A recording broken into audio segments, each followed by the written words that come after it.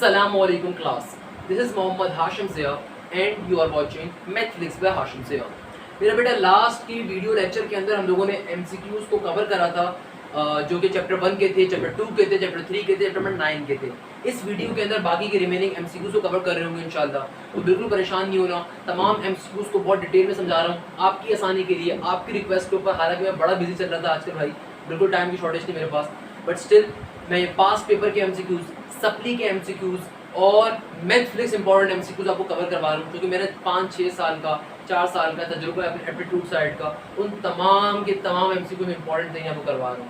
ऐसा पॉसिबल ही नहीं है कि आपके फुल मार्क्स ना आए अगर आप इन वीडियोस को तरीके से बैठ के देख रहे हो, तो इंशाल्लाह आप इजीली एस कर सकते हो अपने मैथ्स के एग्जाम को। अब दो चीज़ें बेटा आपने अपने जहन में रखनी है। चैप्टर नंबर 4 के MCQs को स्टार्ट करते हैं। अगेन जैसे मैंने बात करी कि सप्ली के पेपर्स डिस्क्रिप्शन के अंदर लिंक डाल दूंगा, आपको मिल जाएंगे, प्लस फॉर्मूलाज की शीट पूरी की पूरी मैं डिस्क्रिप्शन में अपलोड कर दूंगा, तो फॉर्मूलाज और वो वहाँ से आप कर लोगे। बहुत बार आपके पेपर के अंदर सिंपल फॉर्मूलाज आते हैं बेटा एज एन MCQs, तो फॉर्मूलाज जो है वो तो आपको यार डिस्क्रिप्शन के अंदर लिंक मिल जाएगा, उसमें सारे फॉर्मूलाज की शीट में अपलोड कर दूंगा, तो आपको उसके लिए बिल्कुल परेशान नहीं होगा। क्लियर है ना बच्चों? यहाँ तक की बात। आगे बढ़ते हैं। जहाँ तक इस बात का ताल्लुक है चैप्टर नंबर 4 में कैसे MCQs आते हैं, भाई देखो सिंपल फॉर्मूला बेस्ड MCQs आते हैं, उसको हमने डिस्कस कर लिया कि वो तो आप लोग उससे कर लोगे। अब देखो पहले नंबर के ऊपर एक MCQ मेरे पास आ रहा है, उससे कहा जाता है कि डेरिवेटिव लो। बहुत बार पेपर के अंदर ये MCQ आ चुका है। क्या कह रहा है कि बताओ डेरिवेटिव लेके बताओ किसके ऊपर, साइन स्क्वायर एक्स प्लस के कॉस स्क्वायर एक्स के ऊपर, बताओ इसका आंसर क्या होगा। मेरा बेटा बहुत ही आसान सी बात है, डेरिवेटिव बावलों की तरह हमने नहीं लेना, हमें बेसिक कॉन्सेप्ट पता है। Sine square x plus cos square किसके बराबर होता है? 1 के बराबर होता है। और डेरिवेटिव कभी भी किसी कांस्टेंट टर्म के ऊपर लिया जाए उसका आंसर क्या होगा? 0 होगा। उसका आंसर क्या होगा भाई? 0 होगा। अच्छा, एक और क्वेश्चन बहुत ज्यादा पेपर में आता है, आपसे कह दिया जाएगा if y is equal to x plus c, then बताओ इसका डेरिवेटिव क्या होगा। भाई बहुत ही आसान सा क्वेश्चन है। dy बाई dx की वैल्यू क्या आ जाएगी? डेरिवेटिव लूंगा x के रिस्पेक्ट में, क्या बन जाएगा? x का डेरिवेटिव क्या हो जाएगा? 1। तो dy बाई dx की वैल्यू क्या आ गई? 1। अच्छा, हो सकता है आपको इस क्वेश्चन में थोड़ी सी ट्रिक कर दी जाए आपके साथ, थोड़ा सा जो है ना कॉन्सेप्ट एग्जामिनर हार्ड कर दे। आपको क्वेश्चन दे दिया जाए, आपसे कहा जाए बताओ स्लोप की वैल्यू क्या होगी। मेरा बेटा always remember this thing, dy by dx किसके बराबर होता है? स्लोप के बराबर होता है m के बराबर। एक्सरसाइज 5.3 के अंदर, एक्सरसाइज 8.4 के अंदर ये बात आप पढ़ चुके हो, dy बाई dx किसके बराबर होता है? m के बराबर होता है। तो इस क्वेश्चन को दो तरीकों से पूछा जा सकता है। आपसे अगर पूछ ले कि भाई बताओ dy बाई dx की वैल्यू क्या होगी, तो डेरिवेटिव लोगे तो जाहिर सी बात है x का डेरिवेटिव क्या हो जाएगा? 1 हो जाएगा, जो कि जाहिर सी बात है स्लोप की वैल्यू भी हो सकती है। तो ये क्वेश्चन एक बार सप्ली के पेपर्स में ऐसे भी आया कि कहा गया कि भाई डेरिवेटिव लो और स्लोप की वैल्यू निकालो। अब जो नल्ला बच्चा था, जो लेजेंड बच्चा था, उसके पास ये कॉन्सेप्ट ही नहीं था, उसने पढ़ा ही नहीं था भाई। तो dy बाई dx क्या होता है? वो m के बराबर होता है एक तरीके से। तो भाई सिंपल तरीके से m की वैल्यू क्या आ जाएगी? 1 आ जाएगी। बेसिक सा कॉन्सेप्ट है मेरा बेटा, बहुत ही आसान सा। आगे बढ़ते हैं जल्दी से, एक और क्वेश्चन देख लेते हैं फिर। अच्छा भैया, मुझसे कहा जाए कि भाई बताओ डेरिवेटिव, मुझसे कहा जा रहा है किसके ऊपर डेरिवेटिव लो? साइन a के ऊपर विद रिस्पेक्ट टू x। ये क्वेश्चन बहुत ज्यादा आते हैं पेपर के अंदर। मुझसे कहा जा रहा है डेरिवेटिव लो किसके ऊपर? साइन a के ऊपर विद रिस्पेक्ट टू x। यानी कि क्वेश्चन कह रहा है डेरिवेटिव x की रिस्पेक्ट से लूं किसके ऊपर? साइन a के ऊपर। मेरा बेटा बहुत सारे बच्चे इस गलती को कर देते हैं, आपने नहीं करनी। यहाँ पे एंगल क्या है? कांस्टेंट टर्म है। डेरिवेटिव कभी भी किसी कांस्टेंट टर्म पे अप्लाई होता है, उसका आंसर 0 होता है। फॉर एग्जांपल, जब मैं डेरिवेटिव अप्लाई करूंगा साइन a के ऊपर, तो मेरा बच्चा साइन का डेरिवेटिव में फॉर्मूला क्या होता है? cos a बन जाएगा ये। मगर फिर जब एंगल पे डेरिवेटिव अप्लाई करूंगा, चूंकि एंगल एक कांस्टेंट टर्म है, तो पूरी की पूरी टर्म क्या हो जाएगी? 0। तो उसका आंसर क्या होगा? 0 होगा। बहुत ही आसान सी कॉन्सेप्ट है। अच्छा, एक और कॉन्सेप्ट हमारे पास आ रहा है, डेरिवेटिव लेके बताओ किसके ऊपर? साइन एक्स स्क्वायर के ऊपर। मेरा बच्चा साइन एक्स स्क्वायर का डेरिवेटिव क्या होगा? अब बच्चा इसमें भी पैनिक करता है, भाई बहुत ही आसान सी चीज है, साइन एक्स स्क्वायर का डेरिवेटिव क्या होगा? मेरा बच्चा साइन का डेरिवेटिव कॉस, जो एंगल है वो एज इट इज एक बार आ जाएगा, और फिर एंगल का डेरिवेटिव क्या हो जाएगा? एक्स स्क्वायर का डेरिवेटिव 2x। तो इसका फाइनल आंसर क्या आ रहा होगा? 2x into cos x square. Clear है नहीं क्लियर है भाई? कोई मसला है यहाँ पे? कोई मसला तो पूछ सकते हो कमेंट सेक्शन के अंदर, कभी मना नहीं करूंगा बेटा मैं आपको। एक और क्वेश्चन देख लेते हैं जल्दी से भाई, मजे के MCQs है ना, क्या मसला है इसके अंदर? बहुत ही बच्चों वाले मॉडल पेपर के MCQs पहले ही सॉल्व करवा चुका हूं, डिस्क्रिप्शन में लिंक डाल दूंगा भाई, कोई मसले की बात नहीं है। परेशान क्यों होते हो यार? चिल मारो। डेरिवेटिव टेंजेंट 9x का कैसे फाइंड करोगे मेरा बेटा? टेंजेंट 9x का डेरिवेटिव, टेंजेंट का डेरिवेटिव में फॉर्मूला सेक स्क्वायर। फॉर्मूलाज याद कर लेना खुदा के वास्ते, फॉर्मूलाज MCQs में बेतहाशा पूछे जाते हैं।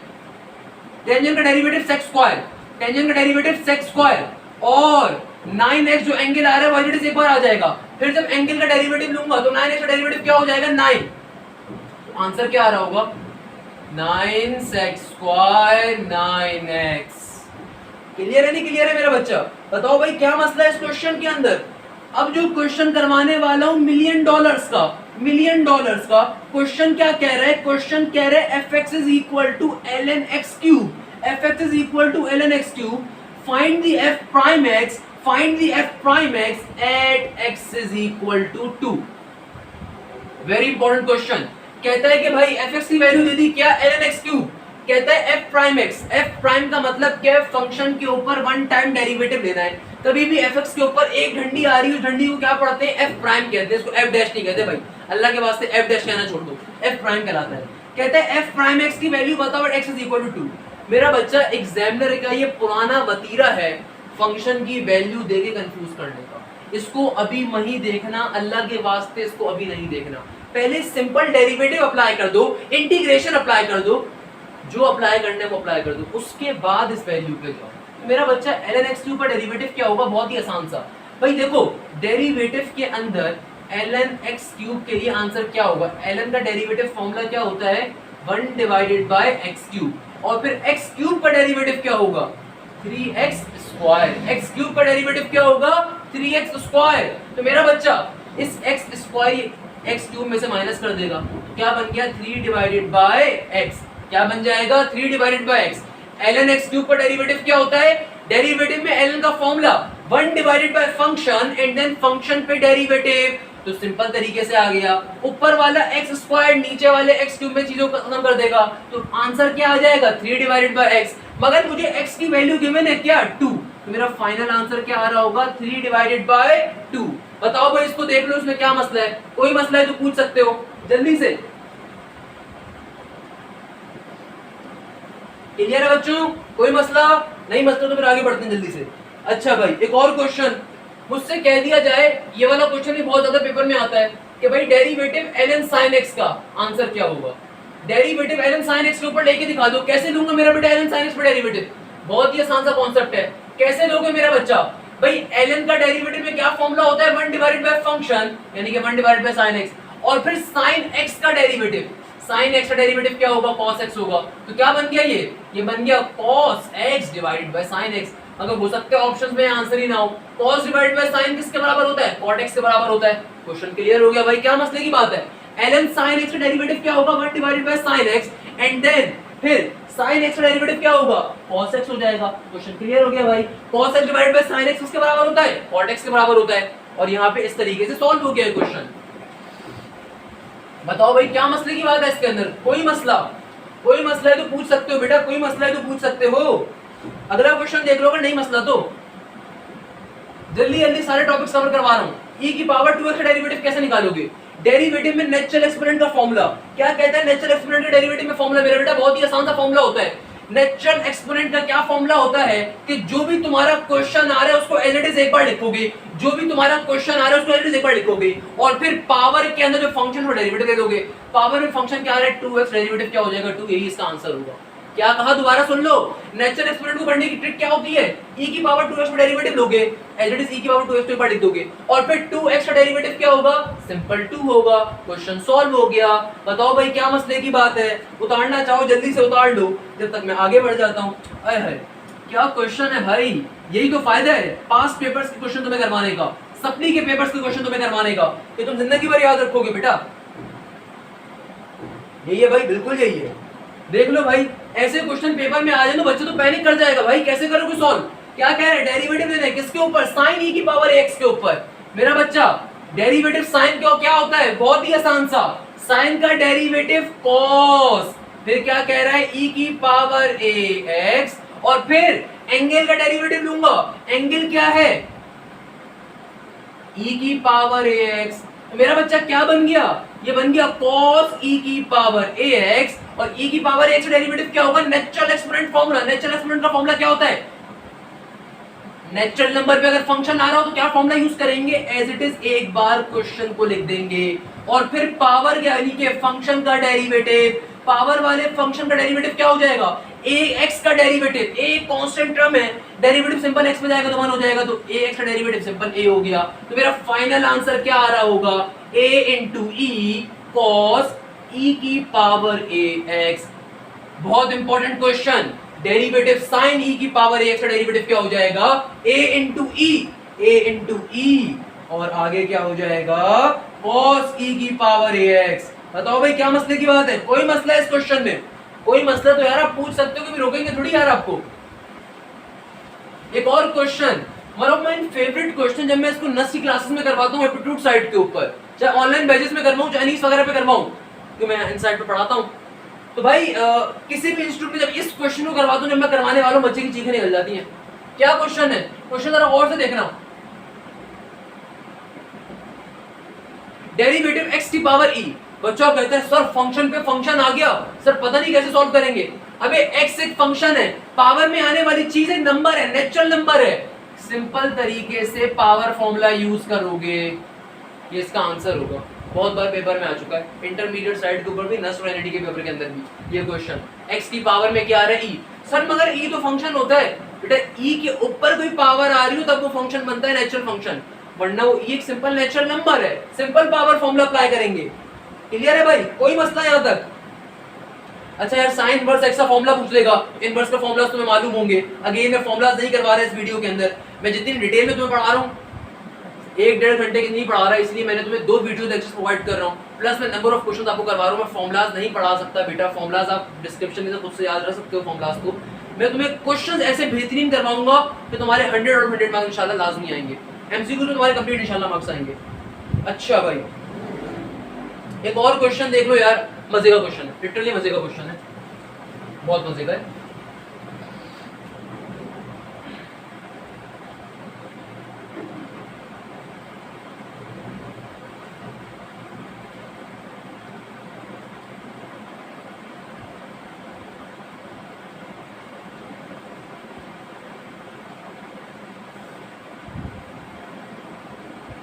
सिंपल तरीके से पैरामीट्रिक इक्वेशन का क्वेश्चन आ रहा है। अब तुम सोच रहे हो सर 4.4 का क्वेश्चन, इतना लंबा क्वेश्चन कैसे सॉल्व करेंगे। अल्लाह के बंदे बहुत इजी क्वेश्चन है, ऐसे क्वेश्चन हलवा होते हैं जब एप्टीट्यूड साइड पे आते हैं। सिंपल तरीके से मुझे कैसे पता चला पैरामीट्रिक इक्वेशन है, मेरा बेटा दोनों इक्वेशंस के अंदर देखो जो वेरिएबल आ रहा है, जो फंक्शन आ रहा है, दोनों का सेम आ रहा है, तो जो सेम फंक्शन होगा उसी की रिस्पेक्ट में डेरिवेटिव लोगे।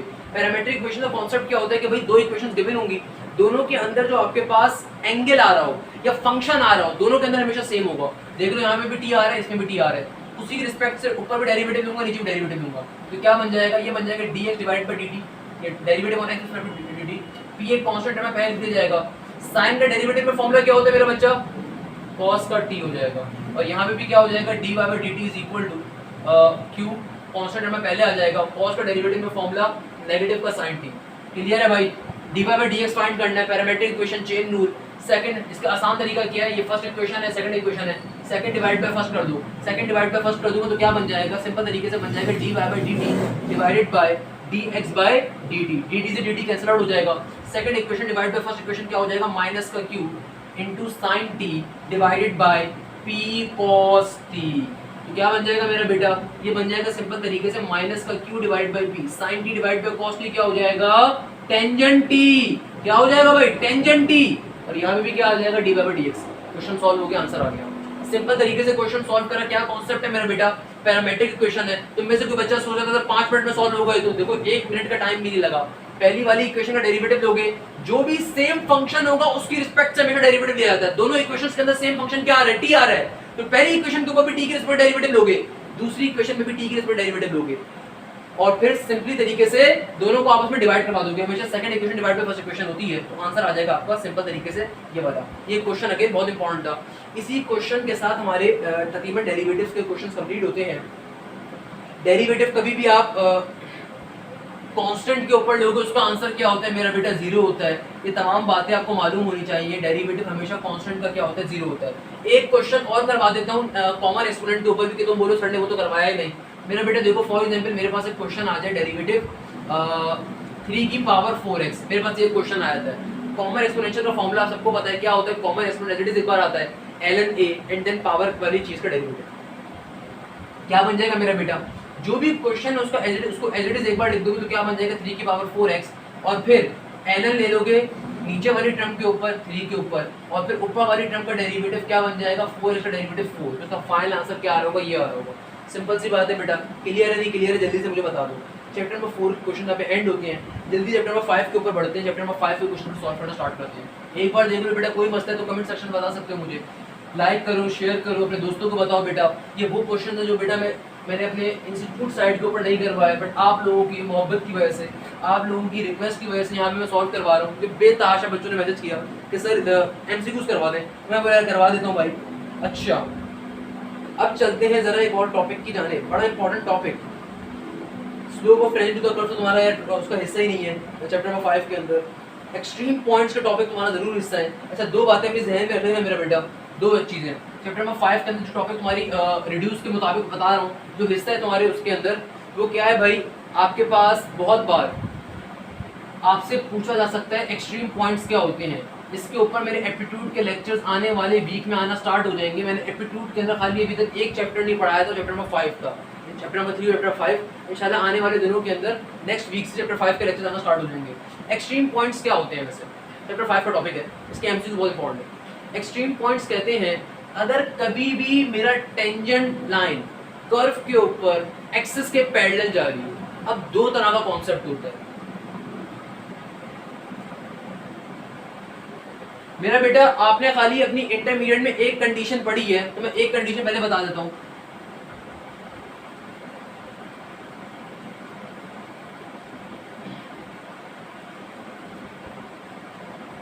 एक्सट्रीम पॉइंट की जो बेसिक डेफिनेशन है वो ये है, a point on the curve where the tangent line is parallel to axis.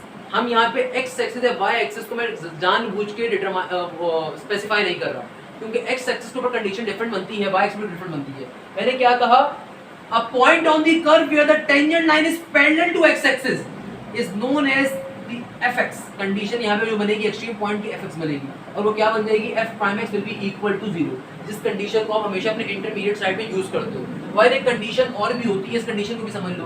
कभी भी टेंजेंट लाइन, अगर एक्सट्रीम पॉइंट आप एक ऐसी टेंजेंट लाइन से लेना चाहो जो कि पैरेलल होगी y एक्सिस के, उस केस के अंदर जो f प्राइम y की कंडीशन बनेगी वो इंफिनिटी बन रही होती है। ये दो बड़ी बेसिक से बात है। ये वाली बात आप नॉर्मली फेडरल का टॉपिक है तो नस साइड पे पढ़ाता हूँ बच्चे को, ये वाली बात आपको भी जहन में नहीं रखनी। ये वाली बात अपने जहन में रख लीजिए कि भाई एक्सट्रीम पॉइंट्स क्या होते हैं, कर्व के ऊपर वो पॉइंट जहाँ पे टेंजेंट लाइन क्या हो जाए, एक्स एक्सिस के पैरेलल हो जाए, तो उसको एक्सट्रीम पॉइंट कह रहे होते हैं हम लोग, और वो f prime x equal to 0 की कंडीशन होती है, एक्सट्रीम पॉइंट की कंडीशन भी होती है।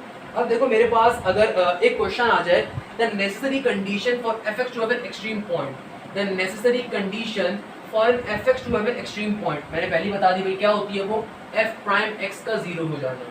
एक और क्वेश्चन जो यहाँ पे आ सकता है, इफ द रिलेटिव वैल्यू, बहुत ही बच्चों वाली बात कर रहे हैं यार, ये क्या बात है, if the relative minimum value at x is equal to 1 of a function fx is equal to 2, then the stationary critical point will be, जाहिर सी बात है मिनिमम वैल्यू 1 दे दी, fx की वैल्यू 2 दे दी, 1,2 तुम्हारा आंसर होगा।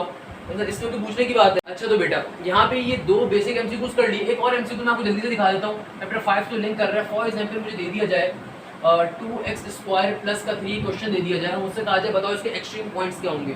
अगेन ये एक आध क्वेश्चन समझ लो यार, ऐसा क्वेश्चन पेपर में आ जाए कैसे सॉल्व करोगे।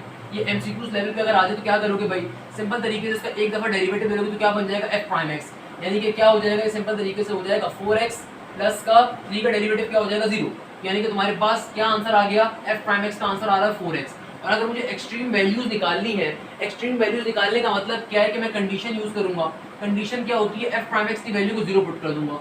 जब 0 पुट कर दूंगा तो क्या बन जाएगा, 0 इज इक्वल टू 4x, तो x की वैल्यू क्या आ जाएगी मेरे पास 0। सिंपल तरीके से इसको उठा के मैं पुट कर दूंगा तो fx की वैल्यू क्या आ रही होगी मेरे पास, ये आ जाएगी 3। तो इसके एक्सट्रीम पॉइंट्स क्या आ रहे होंगे, 3 आ रहा होगा इसका एक्सट्रीम पॉइंट। क्लियर है भाई, सिंपल सा क्वेश्चन है, एमसीक्यूज लेवल पे ऐसे सॉल्व कर सकते हो। ये एमसीक्यूज के लिए बताया मैंने, इंटरमीडिएट के लिए मैंने प्रॉपर 5.3 के लेक्चर्स अपलोड करे हुए भी हैं, बट सिर्फ चूंकि आपको टाइम अगर है तो बिल्कुल देख लीजिएगा, अगर समझना चाहें तो उससे। मैंने तमाम इंटरमीडिएट की मैंने चैनल पे कंप्लीट करवाई भी वैसे, और एप्टीट्यूड के लेक्चर्स में सबसे पहले मैंने कंप्लीट करवाए कराची लेवल के ऊपर। कहने का मकसद क्या है मेरा बेटा, सिंपल तरीके से आप यहाँ से वैल्यूज निकाल सकते हो। एक्सट्रीम पॉइंट्स की वैल्यूज अगर कहीं हुई तो क्या करोगे, फंक्शन का एक बार डेरिवेटिव ले लिया, आपके पास f प्राइम x की वैल्यू आ जाएगी, और फिर कंडीशन यूज कर दी। कंडीशन क्या है, f प्राइम x की वैल्यू को 0 पुट कर दिया, पुट करने के ऊपर x की वैल्यू आ जाएगी, उठा के मेन आंसर में पुट करूंगा तो मेरे पास fx की वैल्यू आ जाएगी 3, यानी कि मेरा एक्सट्रीम पॉइंट क्या है इस क्वेश्चन के ऊपर 3 आ रहा होगा।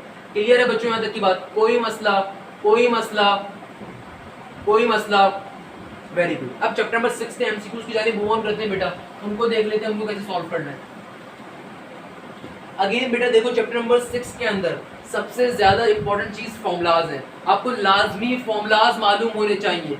स्पेशली आपको एक्सरसाइज 6.2 के स्टार्टिंग पेज के ऊपर कुछ फॉर्मूलाज मिल रहे होंगे।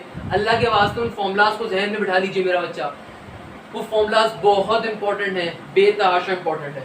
अच्छा भाई चैप्टर नंबर 6 के अंदर इंटीग्रेशन के ऊपर एक क्वेश्चन जो अक्सर पास्ट पेपर में देखा, बहुत ही बच्चों वाला, बच्चों को फिर भी नहीं आता होता। The anti derivative is also known as integral. भाई क्या मसले की बात है इसके अंदर?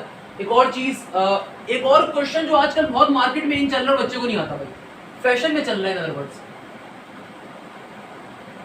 इसका आंसर क्या होगा मेरा बेटा? बहुत ही इंपॉर्टेंट क्वेश्चन है, समझ लीजिए। आपके पास एमसीक्यूज के तौर पे अगर कभी भी नीचे वाली टर्म का ऊपर डेरिवेटिव आ रहा है और ऐसे क्वेश्चन के ऊपर इंटीग्रेशन अप्लाई हो रही होती है, यानी कि नीचे वाले फंक्शन का ऊपर क्या आ रहा है? डेरिवेटिव। एक्स का देखो डेरिवेटिव के ऊपर मौजूद है, तो इसका आंसर क्या होगा? इंटीग्रेशन का फॉर्मूला कहते हैं सिंपल ln लिखोगे और जो भी नीचे वाला फंक्शन है वो इस ln का फंक्शन बन जाएगा और तुम्हारा आंसर आ जाएगा।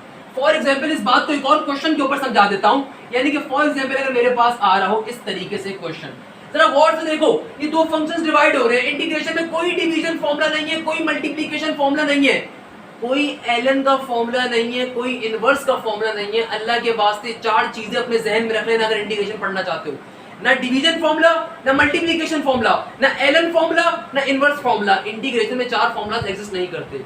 यस मल्टीप्लिकेशन का मेथड है, यस डिवीजन के लिए मेथड है, फॉर्मूला नहीं है, कोई डायरेक्टली कोई फॉर्मूला नहीं है। अच्छा अब ये क्वेश्चन अगर मेरे पास आ रहा है तो देखो कि नीचे वाली टर्म का ऊपर डेरिवेटिव आ रहा है, एक्स स्क्वायर के ऊपर डेरिवेटिव क्या होगा? सॉरी 2x होगा, ऊपर 2x होना चाहिए। एक्स स्क्वायर का डेरिवेटिव क्या होगा? फॉर एग्जांपल ऊपर खाली मुझे x गिवन है, एक्स स्क्वायर का डेरिवेटिव क्या होगा? 2x, ऊपर खाली x आ रहा है, तो मल्टीप्लाई डिवाइड करके क्या करेंगे? 2 को लेकर आ जाऊंगा, तो मेरा आंसर क्या आ जाएगा? हाफ का हाफ एज इट इज। अब यहाँ पे सिंपल तरीके से मैं क्या कर सकता हूँ, एक फॉर्मूला यूज कर सकता हूँ। अगर नीचे वाली टर्म का ऊपर डेरिवेटिव आ रहा हो तो क्या करेंगे मेरा बेटा? सिंपल तरीके से ln लिखेंगे, जो भी नीचे वाला फंक्शन है वो इस ln का फंक्शन बन जाएगा और मेरा क्वेश्चन सॉल्व हो जाएगा। बहुत ही आसान सा कॉन्सेप्ट। एक और क्वेश्चन देख लीजिए मेरा बेटा, एक और क्वेश्चन बहुत इंपॉर्टेंट, बहुत मजे का क्वेश्चन। क्या कह रहे हैं? जल्दी से देखिए, जल्दी से, टाइम कम है, मुकाबले सकते हैं बेटा।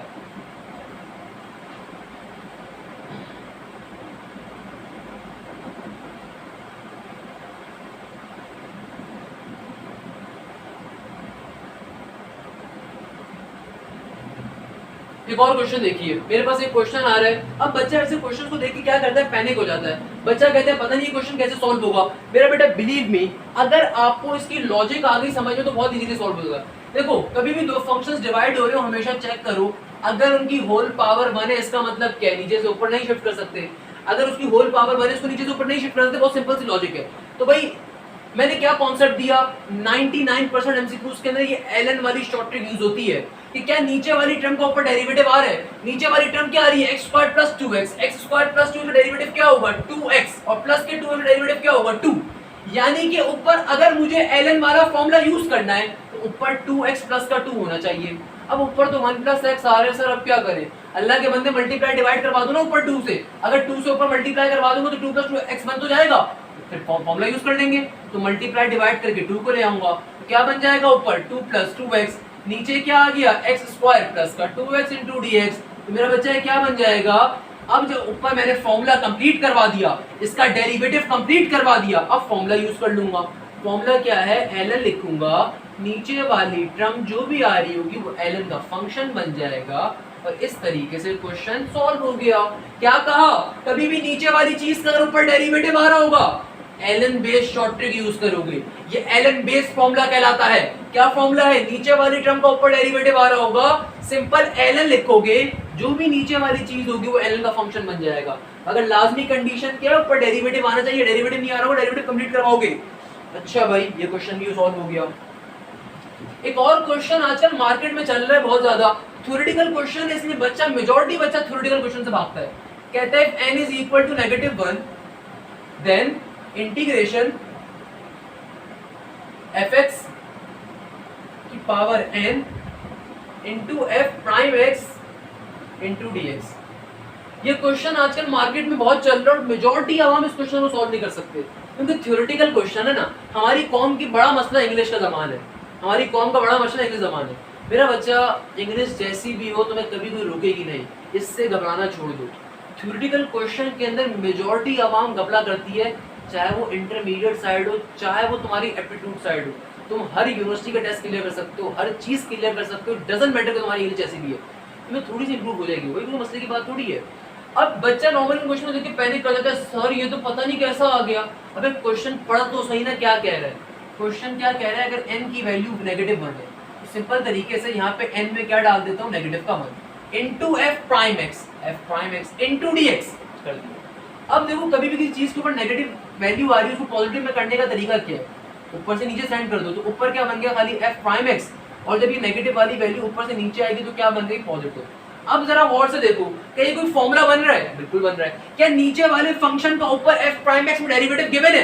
या f प्राइम x क्या होता है, डेरिवेटिव किसका, फंक्शन का। क्या नीचे वाली चीज का ऊपर डेरिवेटिव आ रहा है? बिल्कुल आ रहा है। तो आंसर क्या आ जाएगा, आंसर आ जाएगा ln fx प्लस का c। Question solve. भाई बताओ इसमें क्या मसले की बात है? बच्चा फजूल का पैनिक होता है, सर इतना मुश्किल क्वेश्चन आ गया था, तुम्हारे 50 आउट ऑफ 50 मार्क्स बेटा मुझे चाहिए पेपर के अंदर। क्लियर नहीं क्लियर है भाई? आगे बढ़ते हैं।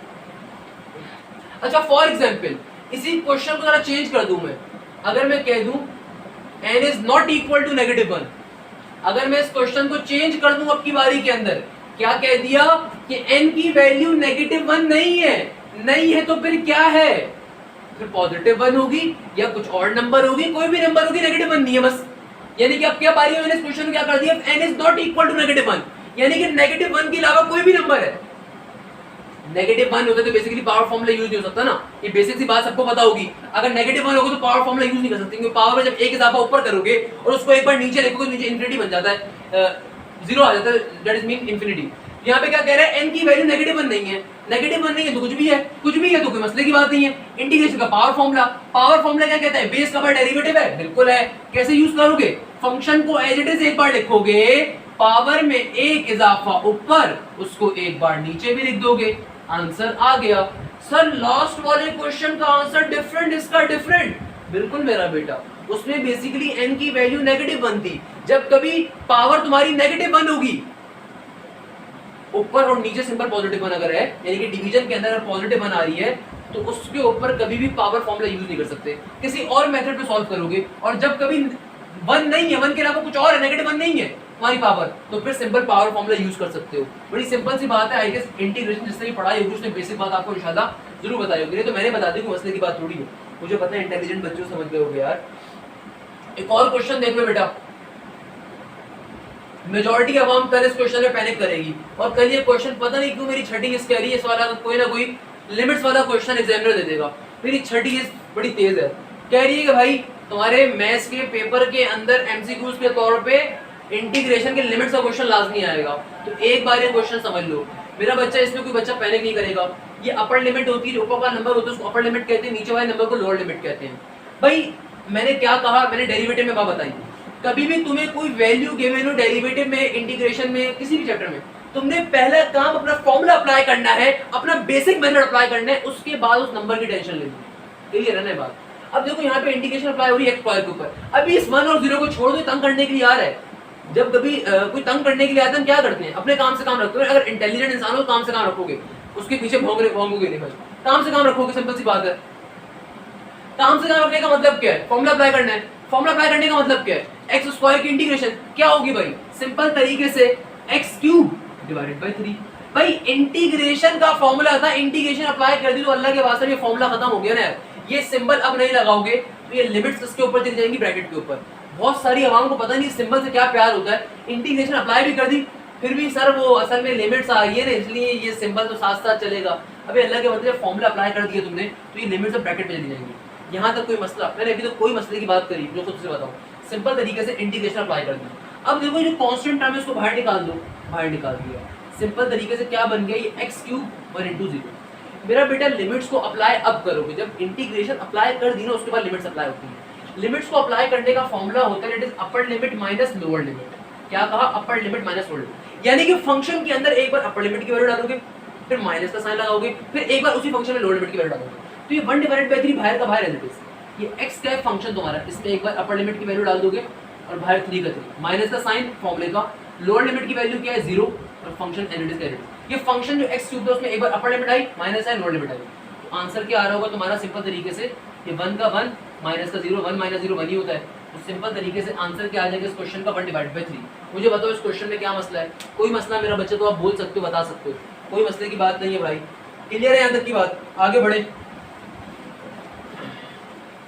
बेटा, बहुत मेहनत से पढ़ा रहा हूँ, अपने फ्रेंड्स को अपने कजनों को लाजमी शेयर करना, बताओ भाई कहाँ से सीख के आ रहे हो, तुम्हारा फायदा है इसलिए, मेरा नहीं है, क्लियर है? इंटीग्रेशन e की पावर x, कभी भी इंटीग्रेशन e की पावर x के ऊपर कैसे ली जाती है मेरा बच्चा? नेचुरल एक्सपोनेंट का फॉर्मूला इंटीग्रेशन बड़े मजे का होता है। क्या फॉर्मूला है? अगर तुम्हारे पास पावर का फंक्शन का बाहर डेरिवेटिव होगा, इंटीग्रेशन का कोई भी फॉर्मूला उस वक्त तक अप्लाई नहीं कर सकते जब तक कि फंक्शन का, एंगल का, बेस का बाहर डेरिवेटिव नहीं होगा, यानी कि जो भी फंक्शन आ रहा है उसका बाहर डेरिवेटिव होना चाहिए, एक्स्ट्रा डेरिवेटिव बाहर मौजूद है, तो सिंपल तरीके से आंसर क्या आ जाएगा e की पावर x। इंटीग्रेशन के अंदर नेचुरल एक्सपोनेंट का फॉर्मूला क्या होता है? फॉर्मूला मुश्किल नहीं है, बाहर पावर के फंक्शन का डेरिवेटिव होगा तो फॉर्मूला अप्लाई होगा, फॉर्मूला अप्लाई क्या होगा? सिंपल तरीके से एज इट इज एक बार e की पावर x को लिख दोगे, यानी कि जो भी हमारा फंक्शन आ रहा है उसको लिख दोगे। अब देखो for example, always remember this thing, ये जो क्वेश्चन होती है लाजमी तुम्हारे पेपर में आएंगे, एग्जामिनर को मजा आता है असल में इन क्वेश्चंस के ऊपर, एग्जामिनर को बड़ा मजा आता है इन क्वेश्चंस के ऊपर, और अगर मैं एग्जामिनर हूंगा मैं लाजमी ये क्वेश्चन दूंगा। ये ई वाले जो क्वेश्चन होते हैं, ए वाले इंटीग्रेशन के क्वेश्चन, नेचुरल और कॉमन एक्सपोनेंट के बहुत ज्यादा एग्जामिनर पूछता है। क्या कह रहे हैं? कह रहे हैं बताओ e की power sin x into cos x की इंटीग्रेशन क्या होगी? देखो फॉर्मूला मुश्किल नहीं है मेरा बच्चा, गौर से देखो, क्या पावर में आने वाले फंक्शन का बाहर डेरिवेटिव है? बिल्कुल है। हाँ तो बेटा, क्या साइन का डेरिवेटिव कॉस बाहर मौजूद है? बिल्कुल मौजूद है। जब मौजूद है तो डायरेक्टली आंसर आ जाएगा तुम्हारा। क्या कहा भाई? इंटीग्रेशन e इंटू e की power sine into cos x. भाई इंटीग्रेशन का फॉर्मूला क्या कहता है? क्या पावर का बाहर डेरिवेटिव मौजूद है पावर में आने वाले फंक्शन का? बिल्कुल मौजूद है। साइन का डेरिवेटिव क्या होता है बेटा? कॉस होता है। मौजूद है तो एज इट इज अपने क्वेश्चन को एक बार लिख दोगे और यही तुम्हारा आंसर होगा। बताओ भाई क्या मसले की बात है इसके अंदर? कोई मसला, कोई मसला। एक और क्वेश्चन देखते हैं भाई, बच्चों वाला क्वेश्चन। एक और क्वेश्चन क्या कह रहा है? e की power tangent x into sec square x into dx कहता है इस क्वेश्चन को सॉल्व करो। भाई देखो नेचुरल एक्सपोनेंट का इंटीग्रेशन में क्या फॉर्मूला है? क्या पावर में आने वाले फंक्शन का बाहर डेरिवेटिव है? बिल्कुल है। टेंजन x का डेरिवेटिव क्या होता है? Sec square x। तो एज इट इज अपने क्वेश्चन को एक बार लिख दोगे तुम्हारा आंसर आ जाएगा। हो सकता है कोई बच्चा बोल रहा हो सर ये cos x कहां गया, सर ये sec स्क्वायर x कहां गया। अल्लाह के बंदो, इसका काम डेरिवेटिव कंप्लीट करवाना होता है। इंटीग्रेशन में कोई भी फॉर्मूला अप्लाई ही उस वक्त होता है जब फंक्शन का बाहर डेरिवेटिव होगा, और वो फंक्शन का बाहर डेरिवेटिव जो मौजूद होता है वो सिर्फ फॉर्मूला कंप्लीट करवाने के लिए यूज होता है, उसके बाद खत्म हो जाता है। अच्छा भाई एक और क्वेश्चन देख लो। आहा बड़ा बेहतरीन क्वेश्चन। बहुत सारे बच्चे यहाँ पे जीरो लग देंगे। क्या कहेंगे भाई? इंटीग्रेशन 2 पे अप्लाई हो रही है, सर ने बताया था डेरिवेटिव कभी कांस्टेंट टर्म पे अप्लाई हो उसका आंसर जीरो होगा। चूंकि इंटीग्रेशन डेरिवेटिव की छोटी बहन है तो उसका आंसर भी जीरो ही होगा। अबे इंटीग्रेशन ऐसी औरत है ना, तो वहां मां मारेगी आपको जहां पानी भी नहीं मिलेगा बेटा, अगर इससे दोस्ती नहीं करी तो। इंटीग्रेशन बहुत बुरी चीज है, इससे दोस्ती लाजमी रखना बेटा जिंदगी में। इंजीनियरिंग लाइफ में बेतहाशा वारी आएगी। इंटीग्रेशन और डेरिवेटिव में डिफरेंस यहाँ पर है। डेरिवेटिव कभी किसी कांस्टेंट टर्म पे अप्लाई होगा उसका आंसर जीरो है। इंटीग्रेशन कभी किसी कांस्टेंट टर्म पे अप्लाई होगी उसका आंसर जिसके रिस्पेक्ट से इंटीग्रेशन अप्लाई हो रही होगी वेरिएबल आ जाएगा। और लिमिट्स कभी किसी कांस्टेंट टर्म पे अप्लाई हो रही होगी, नंबर एज इट इज रहता है। ये बात भी सुन लो बेटा, शायद मैं बताना भूल गया लिमिट्स लेक्चर में। कभी भी लिमिट्स कभी किसी कांस्टेंट टर्म पे अप्लाई होगी वो नंबर एज इट इज मौजूद रहता है। डेरिवेटिव किसी कांस्टेंट टर्म पे अप्लाई होगा जीरो हो जाएगा। इंटीग्रेशन किसी कांस्टेंट टर्म पे अप्लाई होगा जिसके रिस्पेक्ट से अप्लाई हो रहा होगा वेरिएबल आ जाएगा। और लिमिट्स किसी कांस्टेंट टर्म पे अप्लाई हो रही होगी तो एज इट इज वो नंबर सेम रहेगा, कुछ भी नहीं होगा, अनचेंज रहेगा नंबर। अच्छा भाई एक और क्वेश्चन देख लो जल्दी से। इंटीग्रेशन sin x के ऊपर क्या होती है? नेगेटिव का cos होती है, फॉर्मूला यार। Integration sec x into tan x से क्या होगी? sec x होती है, अगेन ये फॉर्मूला है, फॉर्मूला आपने याद करे होंगे। इंटीग्रेशन cosec x से क्या होती है? ln tan x divided by 2 या फिर ln cosec माइनस का पार्ट होती है। अगेन ये बेसिक फॉर्मूलाज आपने याद करे होंगे, तो फॉर्मूलाज मैं नहीं बता रहा यहाँ पे बैठ के, फॉर्मूला डिस्क्रिप्शन के अंदर आपको लिंक डाल दूंगा, मिल जाएंगे। तो फॉर्मूलाज की प्रैक्टिस आप तमाम लोगों ने खुद से करनी है मेरा बच्चा। इतनी मेहनत फॉर्मूलाज के लिए नहीं करूंगा मैं, इतनी मेहनत कॉन्सेप्ट समझाने के लिए कर रहा हूँ। फॉर्मूलाज के तो यार जब से पूरे साल से पढ़ो फॉर्मूलाज तो आपको याद है कि लेना भाई, ये मेरी मजबूरी काइंडली समझना यार। साइन 30 लेक्चर वीडियो बहुत भेजी तुम्हें मिलेगी, तुम्हें ये वीडियो बहुत पसंद आने वाली है मुझे मालूम है, क्योंकि तुम्हें बहुत तरीके से पढ़ा रहा हूँ बेटा।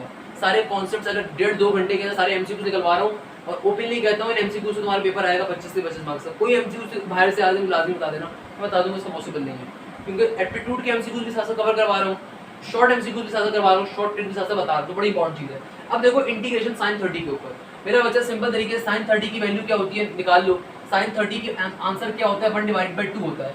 साइन 30 का आंसर क्या होता है सिंपल तरीके से 1/2 होता है। तो इंटीग्रेशन 1/2 पे कैसे अप्लाई होगी, अब बच्चा पैनिक कर जाता है। तो ये बात हमेशा अपने जहन में रखना, इंटीग्रेशन कांस्टेंट टर्म की जीरो नहीं होती, बल्कि जिस वेरिएबल के रिस्पेक्ट से इंटीग्रेशन अप्लाई होगी वेरिएबल आ जाएगा। देखो साइन 30 का आंसर क्या हो गया हाफ, और dx के रिस्पेक्ट से अप्लाई होगी तो क्या आ जाएगा, कांस्टेंट टर्म पहले आ गई, इंटीग्रेशन dx पे अप्लाई होगी, इसको ऐसे समझ लो। तो हाफ का हाफ एज इट इज क्या आ जाएगा, सिंपल x आ जाएगा। तो हाफ इंटू x हो गया आंसर आपका। यहाँ पे मेरा बेटा चेक कर लो तो अच्छा, इंटीग्रेशन टेंजन x के ऊपर क्या होती है भाई, अगेन आपके बेसिक क्वेश्चन है। टेंजन x का फॉर्मूला ही आपका, टेंजन x के ऊपर इंटीग्रेशन क्या होती है, एलसेक होती है। जो करवाने वाली चीज़ है वो लाजमी करवाऊंगा, मगर जो बेसिक चीज़ है उसको मैं क्या करवाऊँ। अच्छा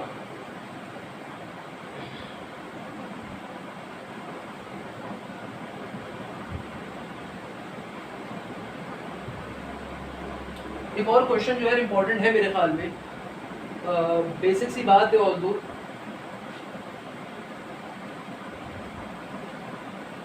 एक्सरसाइज 6.2 से लिंक के क्वेश्चन आ रहे थे, मैंने सोचा करवा देता हूँ।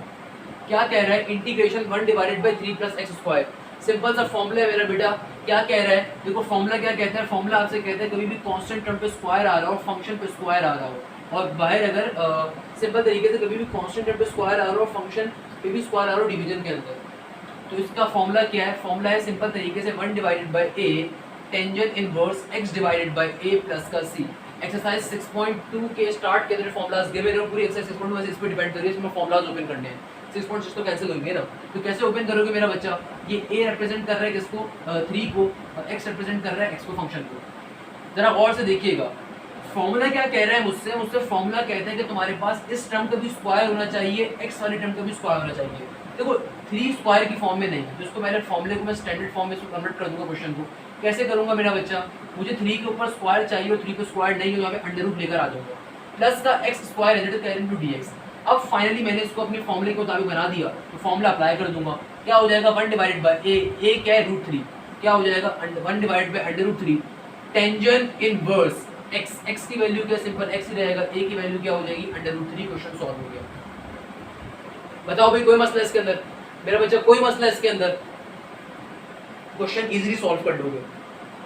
अच्छा यहाँ पे हमारा तकरीबन ये कंप्लीट हो गया। चैप्टर नंबर 6 का हमारी तमाम एमसीक्यूज कंप्लीट होते हैं मेरा बच्चा, बहुत ही सिंपल से एमसीक्यूज हैं।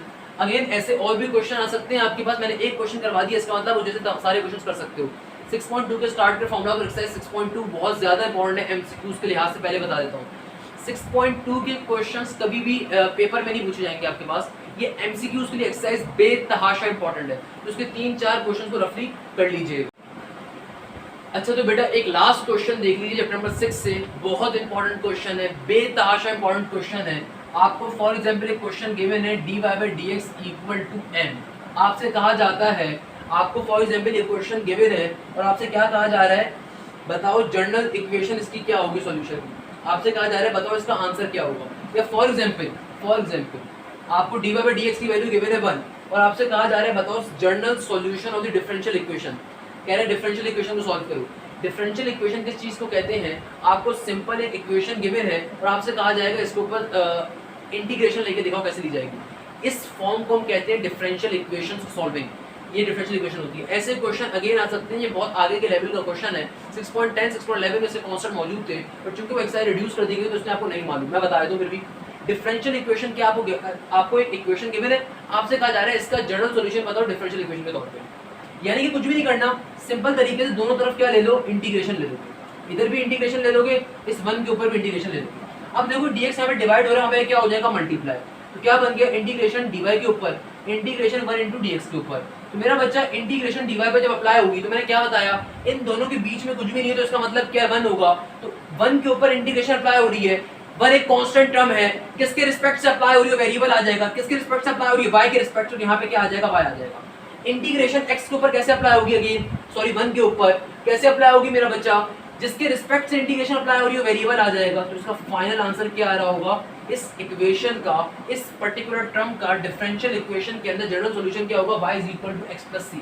क्या काम करा, दोनों तरफ इंटीग्रेशन को अप्लाई करके। अगेन ये डिफरेंशियल इक्वेशन के क्वेश्चन बहुत ज्यादा इंपॉर्टेंट होते हैं, आ सकते हैं एमसीक्यूज के अंदर। तो यहाँ पे हमारे चैप्टर नंबर 6 के एमसीक्यूज कंप्लीट होते हैं। जल्दी से अब चैप्टर नंबर 7 और चैप्टर नंबर 8 के एमसीक्यूज की जाने मूव ऑन कर जाते हैं। मेरा बेटा बहुत डिटेल में पढ़ा रहा हूँ, बहुत मेहनत कर रहा हूँ, गला मेरा तकरीबन सूख चुका है मेरा बच्चा, मगर ये मेहनत सिर्फ इसलिए कर रहा हूँ, मैं चाहता हूँ कि आप कामयाबी हासिल करो। मेरी दुआ है कि आप कामयाबी हासिल करो मेरा बेटा, और आई एम ट्राइंग बेस्ट। मैं उम्मीद करता हूँ कि तमाम स्टूडेंट्स के मार्क्स कंप्लीट आएंगे, फुल आएंगे। मैं इतने अरसे से वीडियो इसलिए नहीं बना पा रहा था, उसके पीछे रीज़न ये थी कि मैंने एप्टीट्यूड के तमाम लेक्चर्स वैसे डिलीवर करे थे। मैं वो लेक्चर जो नस के बच्चों को देता हूँ, मैं वो लेक्चर जो आईबी के बच्चों को देता हूँ, मैं वो लेक्चर जो एनईटी के बच्चों को देता हूँ, जेईई के बच्चों को देता हूँ, अल्हम्दुलिल्लाह मेरे स्टूडेंट तमाम यूनिवर्सिटी में मौजूद है। तो उस लेवल के लेक्चर्स मैंने फ्री ऑफ कॉस्ट वैसे ही अपने चैनल पे अपलोड करे हुए थे। तो मुझे लगा कि भाई बच्चा वो लेक्चर्स देख रहा होगा, एप्टीट्यूड की तैयारी कर रहा होगा। अब बच्चे नहीं देखे, तो बच्चा पहले कर रहा था, मुझे बार बार मैसेज कर रहा है। इसीलिए ये 2 वीडियोज 3 वीडियोज आपके लिए मैंने बनाई कि आपकी आसानी हो सके, और मैं चाहता हूँ कि आपके 50 आउट ऑफ 50 मार्क्स आए एमसीक्यूज के पोर्शन। मुझे हर बच्चे का कमेंट सेक्शन के अंदर कमेंट चाहिए पेपर के बाद कि सर कितने एमसीक्यूज सही हुए हैं, पूरे एमसीक्यूज सही होने का चाहिए मुझे। अच्छा, चैप्टर नंबर 7 के अंदर बड़ी बुनियादी सी बात है। अच्छा, 2 चीजें बेटा आपको अपने जहन में रखनी है, 2 कॉन्सेप्ट्स। चैप्टर नंबर 7 सर्कल से जब हम बात करते हैं, पहले नंबर के ऊपर एक एमसीक्यूज। कभी भी अगर आपका सर्कल ओरिजिन से पास कर रहा होगा, ये अब जो मैं 4 पॉइंट्स बताने वाला हूँ ये बहुत इंपॉर्टेंट है। अगेन चैप्टर नंबर 7 क्या क्वेश्चन आ सकता है, जनरल इक्वेशन क्या होती है, स्टैंडर्ड इक्वेशन। मैं इस लेवल के ऊपर वो दोनों बातें नहीं पढ़ाऊंगा। डिस्क्रिप्शन के अंदर आपको लिंक दे दूंगा फॉर्मूला शीट का, काइंडली फॉर्मूलाज वहां से directly important formulas, important tricks. मेरे पास बहुत दफा एक क्वेश्चन आता है पेपर के अंदर कि एक सर्कल किससे पास कर रहा है, ओरिजिन से। ऑलवेज रिमेंबर दिस थिंग, कभी भी कोई सर्कल अगर ओरिजिन से पास कर रहा होगा, उसकी इक्वेशन के अंदर कांस्टेंट की वैल्यू कभी एग्जिस्ट नहीं करेगी, उसकी इक्वेशन में रेडियस की वैल्यू कभी एग्जिस्ट नहीं करेगी। उसकी इक्वेशन क्या होगी, सिंपल तरीके से x² प्लस का y² प्लस का 2gx प्लस का 2fy = 0। अच्छा, हमारे पास अब चैप्टर नंबर 7 चैप्टर नंबर 8 को एक साथ पढ़ाने की रीजन क्या है, कॉनिक सेक्शन है। मेरा बच्चा जो 20-30 मिनट अब मैं कॉनिक सेक्शन को दूंगा ना, ये अपनी जिंदगी के तुम्हारे बड़े बेहतरीन मिनट होंगे, क्योंकि तुम किसी भी यूनिवर्सिटी के टेस्ट में अपेयर हो जाओ, ये क्वेश्चंस बहुत ज्यादा पूछे जाएंगे। कॉनिक सेक्शन बहुत मुश्किल सेक्शन होता है, बच्चों को बात नहीं मालूम होती है अगर तुमने कॉन्सेप्ट नहीं लिए। इंटरमीडिएट में भी इसके 4-5 एमसीक्यू तुम्हारे पेपर में आएंगे। 2 बातें अपने ज़हन में रख लेना, एक क्वेश्चन पेपर में बहुत ज्यादा आता है। मैं चूंकि भी 4 एमसीक्यू तुम्हें सॉल्व करवाने वाले हूँ, उसको पहले समझा नहीं सकता, पहले मुझे वो बात बतानी पड़ जाएगी। एक क्वेश्चन पेपर में बहुत आता है, तुमने एक क्वेश्चन लाजमी देखा होगा अपने कॉलेज के पेपर में, मॉडल पेपर के अंदर, पास पेपर के अंदर तुम्हें एक इक्वेशन दे देगा और पूछेगा बताओ ये इक्वेशन किसकी है, सर्कल की है, पैराबोला की है, हाइपरबोला की है, एलिप्स की है। देखा है ना। एक और चीज, तुमने एक और चीज भी बहुत ज्यादा देखी होगी, तुम्हें कहा जाएगा बताओ इनमें से सर्कल की सही इक्वेशन कौन सी है, नीचे 4 ऑप्शन होंगे। ये चीज बहुत ज्यादा पेपर में आती है। तो अभी पहले सर्कल का टॉपिक पढ़ा रहा हूं, तो आपने 2 बातें अपने जहन में रखनी है, 3 बातें। सर्कल की इक्वेशन की कुछ पहचान होती है, वो आपने जहन में रखनी है। Always remember this thing, circle की इक्वेशन एक ऐसी इक्वेशन होती है जिसमें x² भी होगा, y² भी होगा। सर्कल की इक्वेशन एक ऐसी इक्वेशन होती है जिसमें x² भी होगा, y² भी होगा। सेकंड नंबर के ऊपर दोनों के दोनों का पॉजिटिव होना शर्त है, दोनों के दोनों का पॉजिटिव होना शर्त है। यानी कि अगर एक इक्वेशन सर्कल की है तो उसमें x² भी होगा, y² भी होगा, दोनों के दोनों पॉजिटिव होंगे। थर्ड नंबर के ऊपर दोनों के कोफिशिएंट भी सेम होंगे, दोनों के कोफिशिएंट भी क्या होंगे मेरा बच्चा, सेम होंगे। यानी कि सर्कल की इक्वेशन इन 3 कंडीशंस को अगर फॉलो करेगी तो इक्वेशन सर्कल की है। अब बहुत बार क्वेश्चन पेपर में आता है, आपसे कह देगा बताओ सर्कल की इक्वेशन कौन सी, और आंसर में ऑप्शन में 4 इक्वेशंस गिवन होंगी। कैसे पिक करोगे मेरा बच्चा, अगर वो इक्वेशन सर्कल की होगी उनमें से, उसके पास x² भी होगा, y² भी होगा। लाजमी बात है दोनों के दोनों का पॉजिटिव होना शर्त है, दोनों के कोफिशिएंट का सेम होना शर्त है। अब चलते हैं इंपॉर्टेंट एमसीक्यूज के ऊपर। ये मैंने कोई बेसिक एमसीक्यूज आपको क्लियर कर दिया, सर्कल की बेसिक बात बता दी, जरा इंपॉर्टेंट बात सुन लो। अगर कभी भी तुम्हारा सर्कल ओरिजिन से पास कर रहा है, उसकी इक्वेशन के अंदर कभी कांस्टेंट वैल्यू एग्जिस्ट नहीं करेगी। बहुत बार ये क्वेश्चन तुम्हारे पेपर में आए हुए हैं कि बताओ एक सर्कल ओरिजिन से पास कर रहा है, उसकी इक्वेशन चारों में से कौन सी है। जिस इक्वेशन में कांस्टेंट वैल्यू नहीं आ रही तो तुम्हारा आंसर होगा। दूसरे नंबर के ऊपर मेरा बेटा एक और इंपॉर्टेंट चीज जो आपने अपने जहन में रखनी है, वो चीज क्या है, अगर आपका सर्कल अपना सेंटर किसके ऊपर ड्रॉ कर रहा है, एक्स एक्सिस के ऊपर, अगर आपका सर्कल अपना सेंटर एक्स एक्सिस के ऊपर ड्रॉ कर रहा है, ऑलवेज रिमेंबर दिस थिंग, उसकी इक्वेशन के अंदर y की वैल्यू एग्जिस्ट नहीं कर सकती। तो बहुत बार ये क्वेश्चन पेपर में आता है, if a circle having a centre lying on the x axis the following equation is true, चार ऑप्शंस गिवन होंगे, आपका आंसर वो होगा जिसकी इक्वेशन में y की वैल्यू नहीं होगी। तो इक्वेशन क्या बन रही होगी, x square plus y square plus का 2gx प्लस का c इक्वल टू 0। वो इक्वेशन आपका आंसर ही नहीं होगी जिसके अंदर y नहीं होगा, तो जिसके अंदर y नहीं होगा वो आपका आंसर होगी। क्यों होगी, क्योंकि भाई देखो सेंटर कहाँ बन रहा है, एक्स एक्सिस के ऊपर, एक्स एक्सिस के ऊपर y की वैल्यू हमेशा क्या होती है, 0 होती है, और ये x स्क्वायर y स्क्वायर तो कंडीशन को देखो डिनोट कर रहे हैं, ये x स्क्वायर y स्क्वायर तो कंडीशन को डिनोट कर रहे हैं। अब कोई बच्चा अगर ये बोलता है कि सर y की वैल्यू तो देखे नहीं होगी मगर यहाँ पे y स्क्वायर तो आ रहा है, तो बेटा ये जो y है ये कंडीशन को डिनोट कर रहा है, इसको पैनिक मत कर देना। तो क्या कॉन्सेप्ट दिया, कभी भी सर्कल का सेंटर एक्स एक्सिस के ऊपर होगा तो ऐसी इक्वेशन, उसकी इक्वेशन क्या होगी, ये होगी। फॉर एग्जांपल इसका एक और कॉन्सेप्ट अगर दे दूं, थर्ड नंबर के ऊपर अगर सर्कल का सेंटर y एक्सिस के ऊपर बन रहा है, अगर सर्कल का सेंटर y एक्सिस के ऊपर बन रहा है तो ऐसी इक्वेशन, ऐसे सर्कल की इक्वेशन क्या होगी, उसके अंदर x की वैल्यू कभी एग्जिस्ट नहीं करेगी, क्योंकि जब सर्कल का सेंटर y एक्सिस के ऊपर है तो y एक्सिस के ऊपर x की वैल्यू क्या होती है, 0। तो इक्वेशन क्या होगी मेरा बच्चा, x स्क्वायर प्लस का y स्क्वायर प्लस का 2f5 प्लस का c इक्वल टू 0। अब तुम में से कोई बोलता है सर आपने कहा x की वैल्यू तो नहीं होगी तो ये x स्क्वायर क्यों आ रहा है, मेरा बच्चा ये x square y square condition का ये लाजमी आएगा। क्लियर है, यहां तक की बात क्लियर है, तो फिर आगे बढ़ते हैं जल्दी से। लास्ट कॉन्सेप्ट इसका, चौथा कॉन्सेप्ट, अगर सर्कल का सेंटर ओरिजिन के ऊपर बन रहा होगा तो मेरा बच्चा चूंकि ओरिजिन के ऊपर x भी 0 होता है y भी 0 होता है, तो ऐसे सर्कल की इक्वेशन क्या होगी, x square plus y square equal to c, या x square plus y square plus का c इक्वल टू 0 कह लो, x square plus y square plus का c इक्वल टू 0 ऐसे सर्कल की इक्वेशन होगी। यानी कि अगर तुम्हारे सर्कल का सेंटर कहां पर होगा, ओरिजिन के ऊपर होगा, तो ऐसे सर्कल की इक्वेशन क्या होगी, x square plus y square plus का c equal to 0। Question solve हो गया। बताओ क्या मसला है इन क्वेश्चंस में। ये जो मैंने तुम्हें चार कॉन्सेप्ट दिए ना, इन चार में से कोई एक कॉन्सेप्ट लाजमी तुम्हारे पेपर में नमूदार होगा, क्योंकि तुम्हारे मॉडल पेपर में चारों में से एक आया था और बेतहाशा भी पेपर्स में चेक कर रहा था, फैशन में चल रहे हैं भाई ये क्वेश्चंस, फैशन में। तो ये चारों कॉन्सेप्ट आपको मालूम होने चाहिए। अगर कभी भी सर्कल ओरिजिन से पास हो रहा है, इक्वेशन में क्या नहीं होगा, इक्वेशन के अंदर कांस्टेंट की वैल्यू नहीं होगी। इनफैक्ट कोई भी कर्व, कोई भी लाइन, कोई भी चीज कभी ओरिजिन से पास कर रही हो उसकी इक्वेशन में कांस्टेंट नहीं होता। ये बात बहुत इंपॉर्टेंट है। दूसरे कॉन्सेप्ट क्या दिया, अगर सर्कल का सेंटर एक्स एक्सिस के ऊपर है तो ऐसी इक्वेशन आपका आंसर होगी जिसमें y की वैल्यू नहीं होगी। और तीसरे नंबर पे आंसर क्या दिया, तीसरे नंबर पे बात क्या बताई, अगर सर्कल का सेंटर y एक्सिस के ऊपर होगा तो इक्वेशन के अंदर कभी भी x की वैल्यू एग्जिस्ट नहीं कर सकती, और कभी सर्कल का सेंटर ओरिजिन के ऊपर होगा तो ना इक्वेशन में x एग्जिस्ट करेगा ना y एग्जिस्ट करेगा। और सर्कल की इक्वेशन की तीन पहचान होती है, x स्क्वायर y स्क्वायर का होना, दोनों का पॉजिटिव होना, दोनों के कोएफिशिएंट सेम होना। ये बेसिक बात है, अगर हम लोगों ने कर ली तो फिर आगे बढ़ते हैं जल्दी से बेटा। अब तीसरे नंबर के ऊपर जो बात आपको मालूम होनी चाहिए वो ये मालूम होनी चाहिए कि फॉर एग्जांपल, अरे माय फेवरेट क्वेश्चन, क्या कह रहा है भाई, बहुत इंपॉर्टेंट चीज आपसे कह रहा है कि बताओ equation of a circle with the centre at 0,0 and radius r। कहता है कि भाई एक सर्कल है, उसका सेंटर किसके ऊपर है, उसका सेंटर आ रहा है ओरिजिन के ऊपर। एक सर्कल है, उसका सेंटर ओरिजिन के ऊपर और रेडियस r है। मेरा बच्चा standard equation of a circle यही बात तो करती है। Standard equation of a circle, आप अगर आपको सेंटर की वैल्यू पता हो और रेडियस की वैल्यू पता हो, आंसर निकाल सकते हो।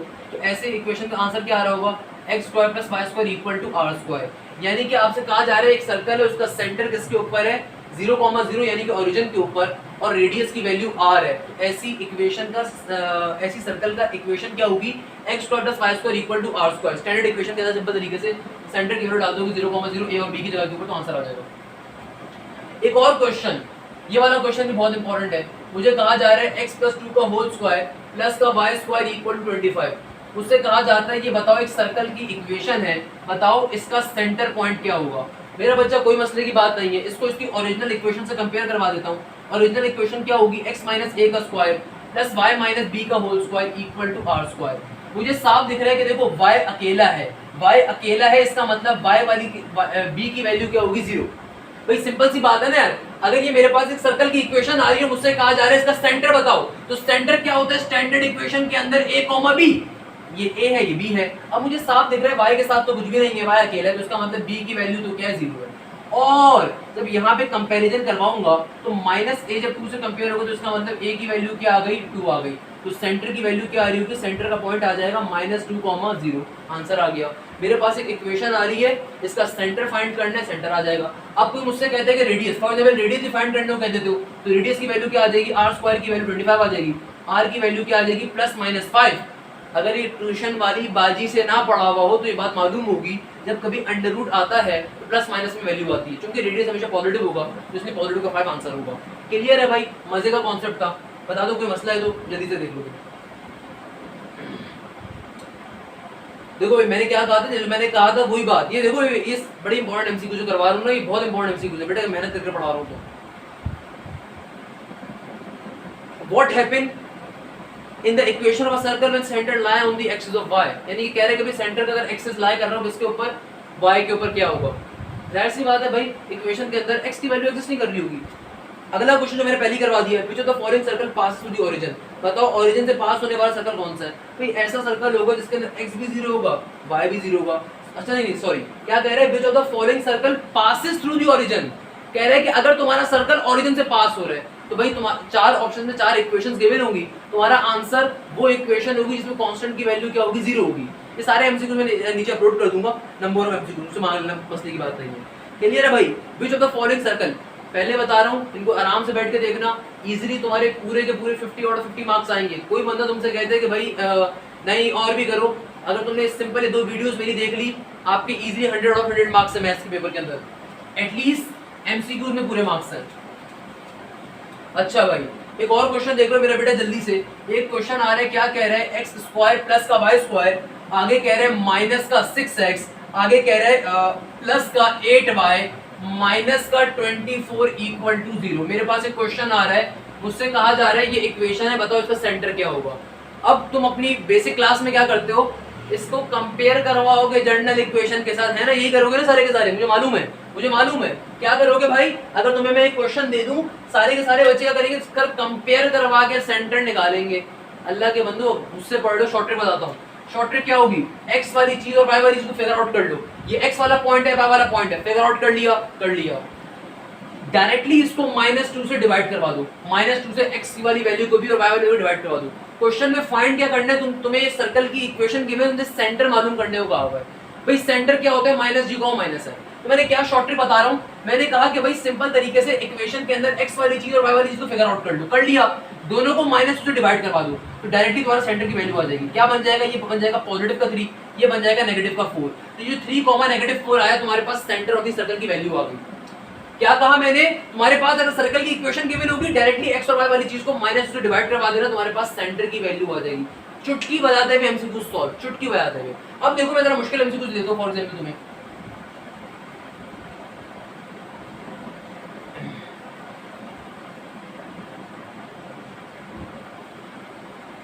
अब देखो मेरे पास एक इक्वेशन आ रही है और कोई बंदा मुझसे कहता है कि बताओ इसका सेंटर और रेडियस क्या होगा। अभी तुमने बेसिक वाली चीज समझ ली ना, अब जरा मुश्किल चीज समझ लेते हैं। तुम्हारे पास सर्कल की इक्वेशन आ रही है, सबसे पहले चेक करो क्या बाकी सर्कल की इक्वेशन है, x² y² मौजूद है, दोनों के दोनों पॉजिटिव है, क्या दोनों के कोफिशिएंट सेम है, बिल्कुल सेम है, यहाँ भी 2 आ रहे हैं, यहाँ भी 2 आ रहे हैं। अब अगर मैं सर्कल की इक्वेशन फाइंड करना चाहता हूँ, सर्कल का सेंटर फाइंड करना चाहता हूँ सॉरी, तो मैं भी डायरेक्टली फाइंड नहीं कर सकता, चाहे तुम वो लंबा वाला मेथड फॉलो कर लो कंपेयरिंग वाला, या तुम मेरी शॉर्ट ट्रिक यूज करो, डायरेक्टली भी फाइंड नहीं कर सकते अल्लाह के वास्ते, क्योंकि अभी ये जो इक्वेशन तुम्हें गिवन है स्टैंडर्ड फॉर्म में नहीं है मेरा बेटा। स्टैंडर्ड फॉर्म में x² प्लस का y² होता है, यहाँ पे 2x² प्लस 2y² आ रहा है, तो पहले नंबर के ऊपर यहाँ से 2 कॉमन ले लोगे तो क्या बन जाएगा, x² प्लस का y², पूरी इक्वेशन से 2 कॉमन लूंगा तो यहाँ पे क्या आ जाएगा 3/2x, यहाँ पे क्या आ जाएगा सिंपल y, यहाँ पे क्या आ जाएगा 9/2। कभी भी आपके पास अगर तमाम वैल्यूज के अंदर से फॉर एग्जांपल एक चीज कॉमन निकालनी है और इस 3 के टेबल में 2 नहीं आता तो उसके डिवीजन में 2 आ जाएगा, ये 2 वहां पे अगर 0 से डिवाइड होगा तो खत्म हो जाएगा। तो इक्वेशन क्या बन जाएगी सर्कल की finally, x² plus y² minus का 3/2x प्लस का y डिवाइडेड बाय प्लस का y और माइनस का 9/2 इक्वल टू 0। अब फाइनली मैं इस इक्वेशन के जरिए सर्कल का सेंटर फाइंड कर सकता हूँ। कैसे फाइंड करूंगा, क्या शॉर्ट ट्रिक दे दी, मैंने कहा x वाली चीज को माइनस से डिवाइड करवा दो, y वाली चीज को माइनस से डिवाइड करवा दो। क्या आंसर आ रहा होगा मेरा बेटा, ये आ रहा होगा, माइनस से माइनस तो कैंसिल आउट हो जाएगा,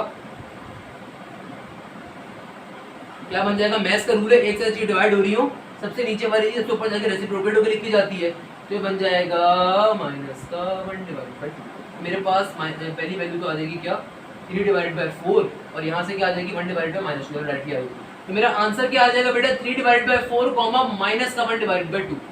यहाँ से और यहाँ से क्या वैल्यू आ जाएगी, क्या कॉन्सेप्ट दिया कि भाई सिंपल तरीके से x वाली चीज को 2 से माइनस 2 डिवाइड करवा दो, y वाली चीज को माइनस 2 डिवाइड करवा दो। यहाँ तो सिंपल वैल्यू आ जाएगी माइनस का हाफ और यहाँ से इसको मैंने आपको सॉल्व करके दिखा दिया किस तरीके से सॉल्व कर रहे हो। तो ऐसे क्वेश्चन भी बेतहाशा पेपर में आते हैं। एक और चीज बस इसको एंड कर रहे हैं, सर्कल से टॉपिक हमारे में एंड हो रहा है थोड़ी देर में। अगर कभी भी आपका सर्कल x एक्सिस को टच कर रहा होगा मेरा बेटा, तो रेडियस की वैल्यू क्या होती है, माइनस का f होती है। अगेन मेरा बच्चा ये एप्टीट्यूड के अंदर मैं बहुत डिटेल में समझाता हूँ, ऐसा होता है क्यों है मैं भी यहाँ पे नहीं बता सकता, उसके पीछे रीजन ये है कि मुझे बहुत डिटेल में जाना पड़ जाएगा।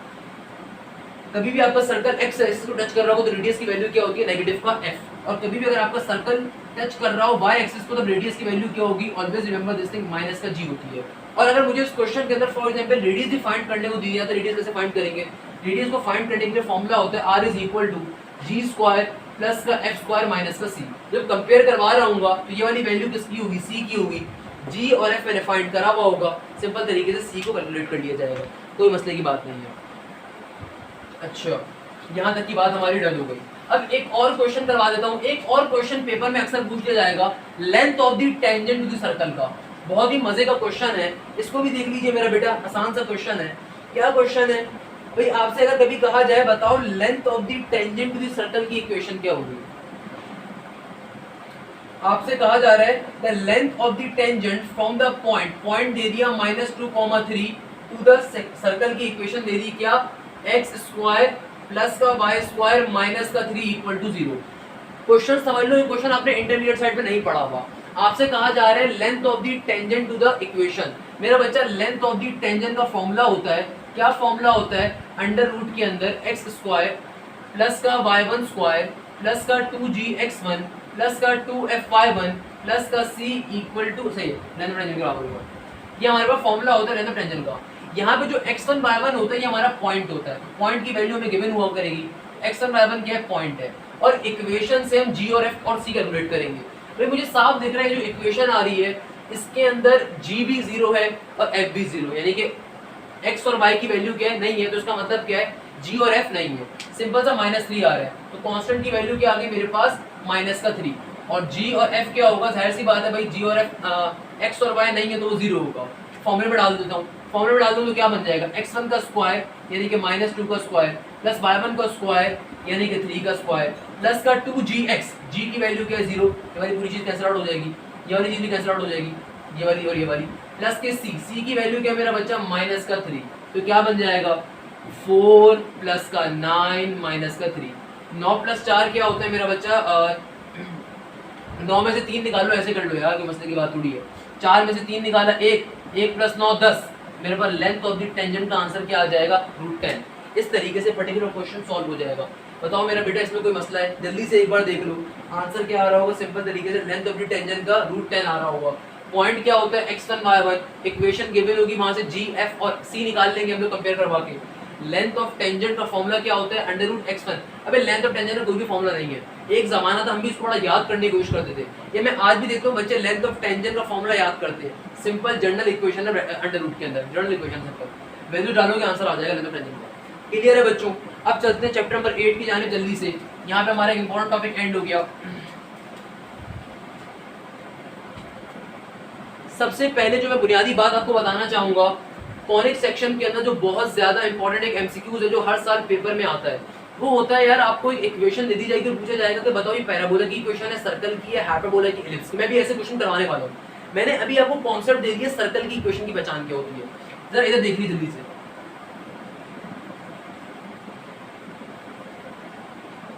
चूंकि मुझे पता है आप लोगों ने ये इतना डिटेल में नहीं पढ़ा होगा, आप लोगों के कोर्स में रिड्यूस था, इसीलिए मेरा बेटा मैंने बहुत डिटेल में इसको एप्टीट्यूड साइड पे पढ़ाया हुआ है। आप उन लेक्चर्स को भी ले सकते हो अपने एप्टीट्यूड के अंदर, आपकी बहुत हेल्प हो जाएगी। मैंने फ्री ऑफ कॉस्ट एप्टीट्यूड को पूरे लेक्चर्स अपलोड करे हुए हैं, ई कैट मैथ्स की प्लेलिस्ट में आपको तमाम लेक्चर्स मिल जाएंगे। अच्छा बहरहाल इसको यहाँ पे भी देख लो जल्दी से, क्योंकि ये क्वेश्चन पेपर में हमारे बहुत ज्यादा आएंगे। पैराबोला की इक्वेशन की पहचान क्या होती है मेरा बेटा? पैराबोला की इक्वेशन की पहचान ये होती है कि एक्स स्क्वायर या वाई स्क्वायर में से कोई एक चीज एग्जिस्ट करती है हमेशा।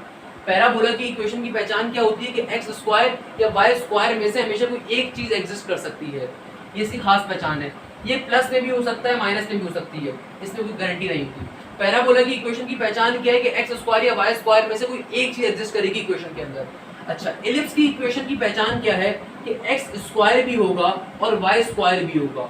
एलिप्स की इक्वेशन की पहचान क्या है? एक्स स्क्वायर भी होगा, वाई स्क्वायर भी होगा और दोनों के दोनों का पॉजिटिव होना शर्त है। सर क्या दोनों के कोफिशिएंट भी सेम हो सकते हैं? मेरा बेटा कभी भी एलिप्स के अंदर अगर एक्स स्क्वायर वाई स्क्वायर दोनों पॉजिटिव हो, अगर कोफिशिएंट भी सेम कर दिए जाए तो वो सर्कल की इक्वेशन बन जाएगी। एलिप्स की इक्वेशन की खास बात क्या होती है?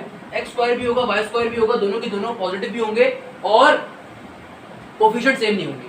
हाइपरबोला की खास बात क्या होती है मेरा बेटा? एक्स स्क्वायर भी होगा, वाई स्क्वायर भी एग्जिस्ट करेगा, मगर एक्स स्क्वायर भी होगा, वाई स्क्वायर भी होगा, मगर एक पॉजिटिव होगा, एक नेगेटिव होगा। पॉजिटिव नेगेटिव यानी कि एक कोई पॉजिटिव होगा, एक कोई नेगेटिव होगा, दोनों पॉजिटिव नहीं हो सकते। हाइपरबोला की इक्वेशन की पहचान क्या होती है? एक्स स्क्वायर भी होगा, वाई स्क्वायर भी होगा, एक पॉजिटिव एक नेगेटिव। ये बेसिक बातें आपको मालूम होनी चाहिए। सर्कल की दोबारा बता देता हूँ, सर्कल की भी यहाँ पे लिख देता हूँ। सर्कल की इक्वेशन की खास बात क्या है? एक्स स्क्वायर भी होगा, वाई स्क्वायर भी होगा, प्लस दोनों के दोनों का पॉजिटिव होना शर्त है और दोनों के कोफिशिएंट भी सेम होंगे। सर्कल की इक्वेशन की खास बात, सर्कल की फिगर ये रही भाई, पैराबोला की फिगर, एलिप्स की फिगर क्या होती है मेरा बच्चा? इस तरह की होती है और हाइपरबोला की फिगर किस तरह की होती है। सर्कल की खास बात क्या होती है इक्वेशन की? ये वाला क्वेश्चन बेतहाशा आता है कि आपको इक्वेशन दे देगा और कहेगा बताओ ये किसकी इक्वेशन है। आपने पैनिक नहीं करना, मुझसे पढ़ लो, मैं कॉन्सेप्ट दे रहा हूं ना बेटा, ये कॉन्सेप्ट ये लिख दिया। सर्कल की अगर इक्वेशन होगी वो तो एक्स स्क्वायर भी होगा, वाई स्क्वायर भी होगा, दोनों के दोनों के कोफिशिएंट सेम होंगे, कोफिशिएंट और पॉजिटिव होंगे।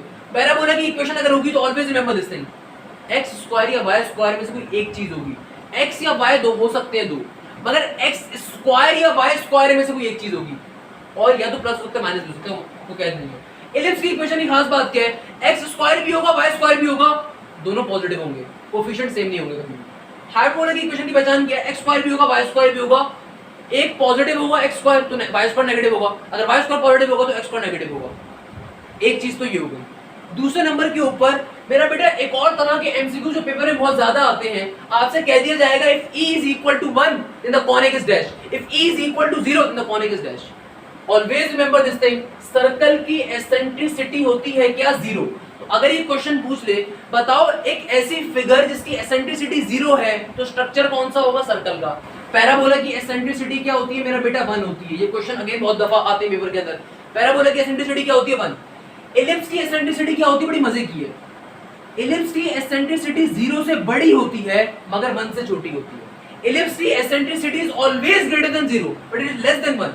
हाइपरबोला की एसेंट्रिसिटी हमेशा 1 से बड़ी होती है। तो ये मेरा बच्चा एक और तरह के एमसीक्यूज करवा रहा हूं जल्दी जल्दी।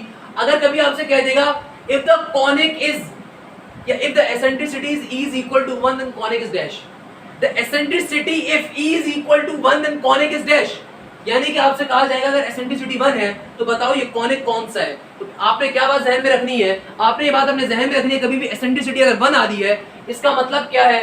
इसका मतलब ये है कि स्ट्रक्चर पैराबोला का है।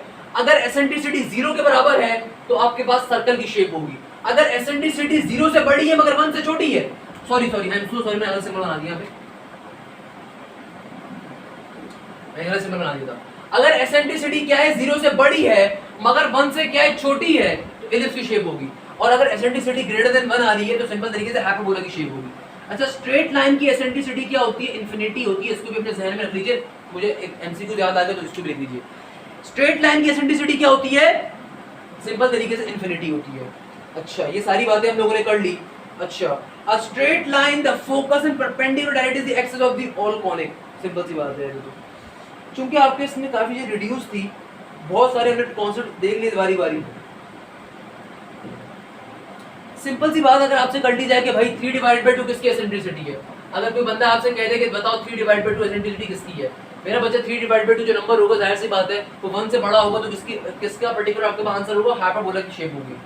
ऐसे क्वेश्चन भी आ जाएगा। अगर आपको कह दे कि भाई बताओ एसेंट्रिसिटी गिवन है 1/2, 1/2 क्या होता है मेरा बच्चा? 0.5।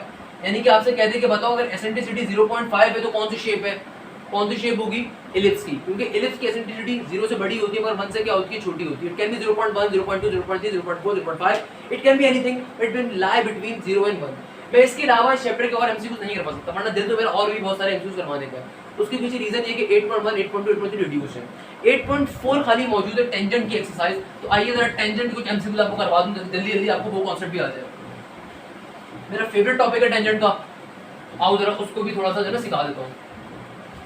फॉर एग्जाम्पल आपसे कह दिया जाता है